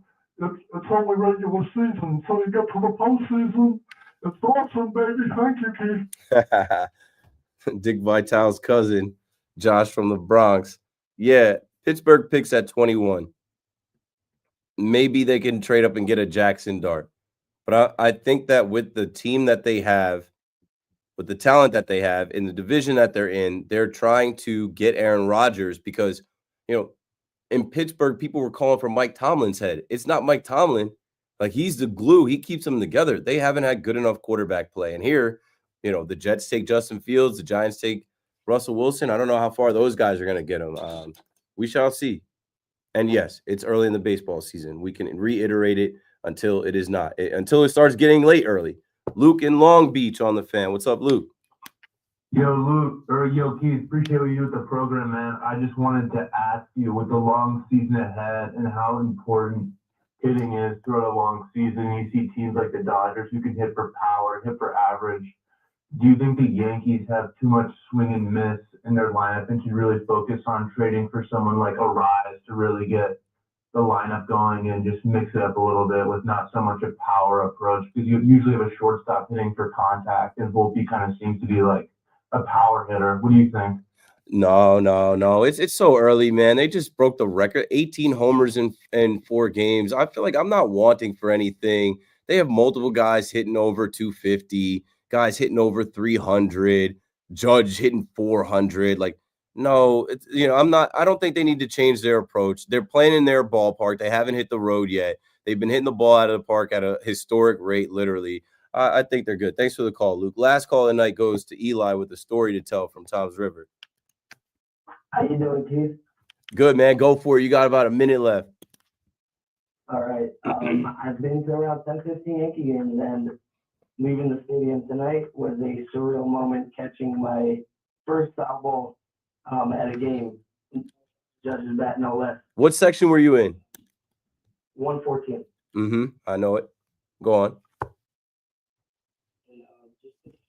It's 1 in 1,000, and I know that's why it never happened to me before, but just the feeling of catching it, and just like I was in a daze for like the next 2 innings. So they lost. It was a fun car ride home. It's a rush. I've done it before. I've caught home runs. I've thrown them back. I've caught foul balls. It's a rush. What I'll say is keep that ball, and then one day when you meet Aaron Judge, you have Judge sign it. Keep the ball. Take a piece of paper. Write the day, the date, the game, the inning, like that specifics on it. Keep that ball, and then you'll meet Judge at an autograph signing. You'll meet Judge somewhere, and he'll sign it. It'll make it that much better. Yeah. One more point, if I may. You got it. I haven't heard the back music yet. Even though it was our first loss of the season tonight, I just like that we didn't go out. It was a two-run loss, and it was. Well, I haven't seen the resilience yet. I know it will come, but I don't know. I got a special feeling about this team, especially coming off the World Series last year, and just optimistic feelings, positive vibes going forward, and hopefully we can do big stuff this year. Yeah, good point. I think that's a good way to end it. You're going to lose games. It's baseball, but you take the positives with the negatives. There were a lot of positives in this game. I started off talking about the Yankee youngsters and how Dominguez homered and Volpe homered and Ben Rice homered and how the bottom of the order was getting it done. And you got a good look at, Fernando Cruz tonight and his splitter. And you felt good about Will Warren, another young guy, champing it out. right? The will to Warren, I said, TWTW. I used to say the will to win, the will to Warren. Like, he willed himself through those 5 innings against Corbin Burns. He went deeper in the game than Corbin Burns. The bullpen is going to blow it. That's baseball. And the Yankees bullpen is usually pretty good. On April Fool's Day, they fooled us, though. They had the lead, and they blew it. Adam Ottavino pitched. The day they signed him, Adam Ottavino, Yankee fan today, tomorrow, forever, Adam Ottavino end up pitching. And, they lost the game. They got. But they come back and they fight another game, and maybe it humbled them. Maybe they needed to be humbled. Maybe they didn't need to start 4-0 with the torpedo bats and all the hype around Judge. And, Judge got humbled. I don't know, bet Judge to homer tomorrow. Jazz having 4 strikeouts.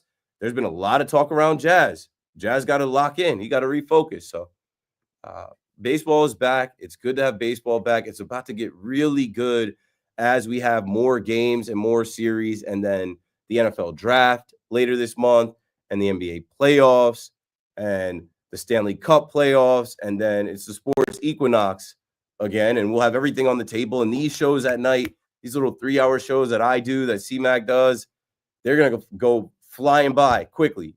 You guys make the show, you guys call in, and then we sprinkle in topics, and we pass the time. Back to America's pastime. I'm about to be past my time. CMAC's coming up right now. I'm out of here. Good night. Another one. Done. Appreciate y'all, man. Again, like I said, 900 people watching at 1:56 in the morning. Some of you I may know personally. Some of you I might not know at all, but I appreciate it. Like I said, I was sick all day, blowing my nose running, congested, and I was like, I'm not calling out. So I'll see you tomorrow night. Thanks for watching. Make sure you subscribe on YouTube. Check out the video that I put on YouTube today. I'll actually drop the link in here. It's something that I'm really proud of, something that I was working on for, I don't know, for months, but just got it and spoke to some kids out of school. So I'll drop that in here right now before I get out. The link is in the chat. I'll see you guys tomorrow. Have a good one. Peace.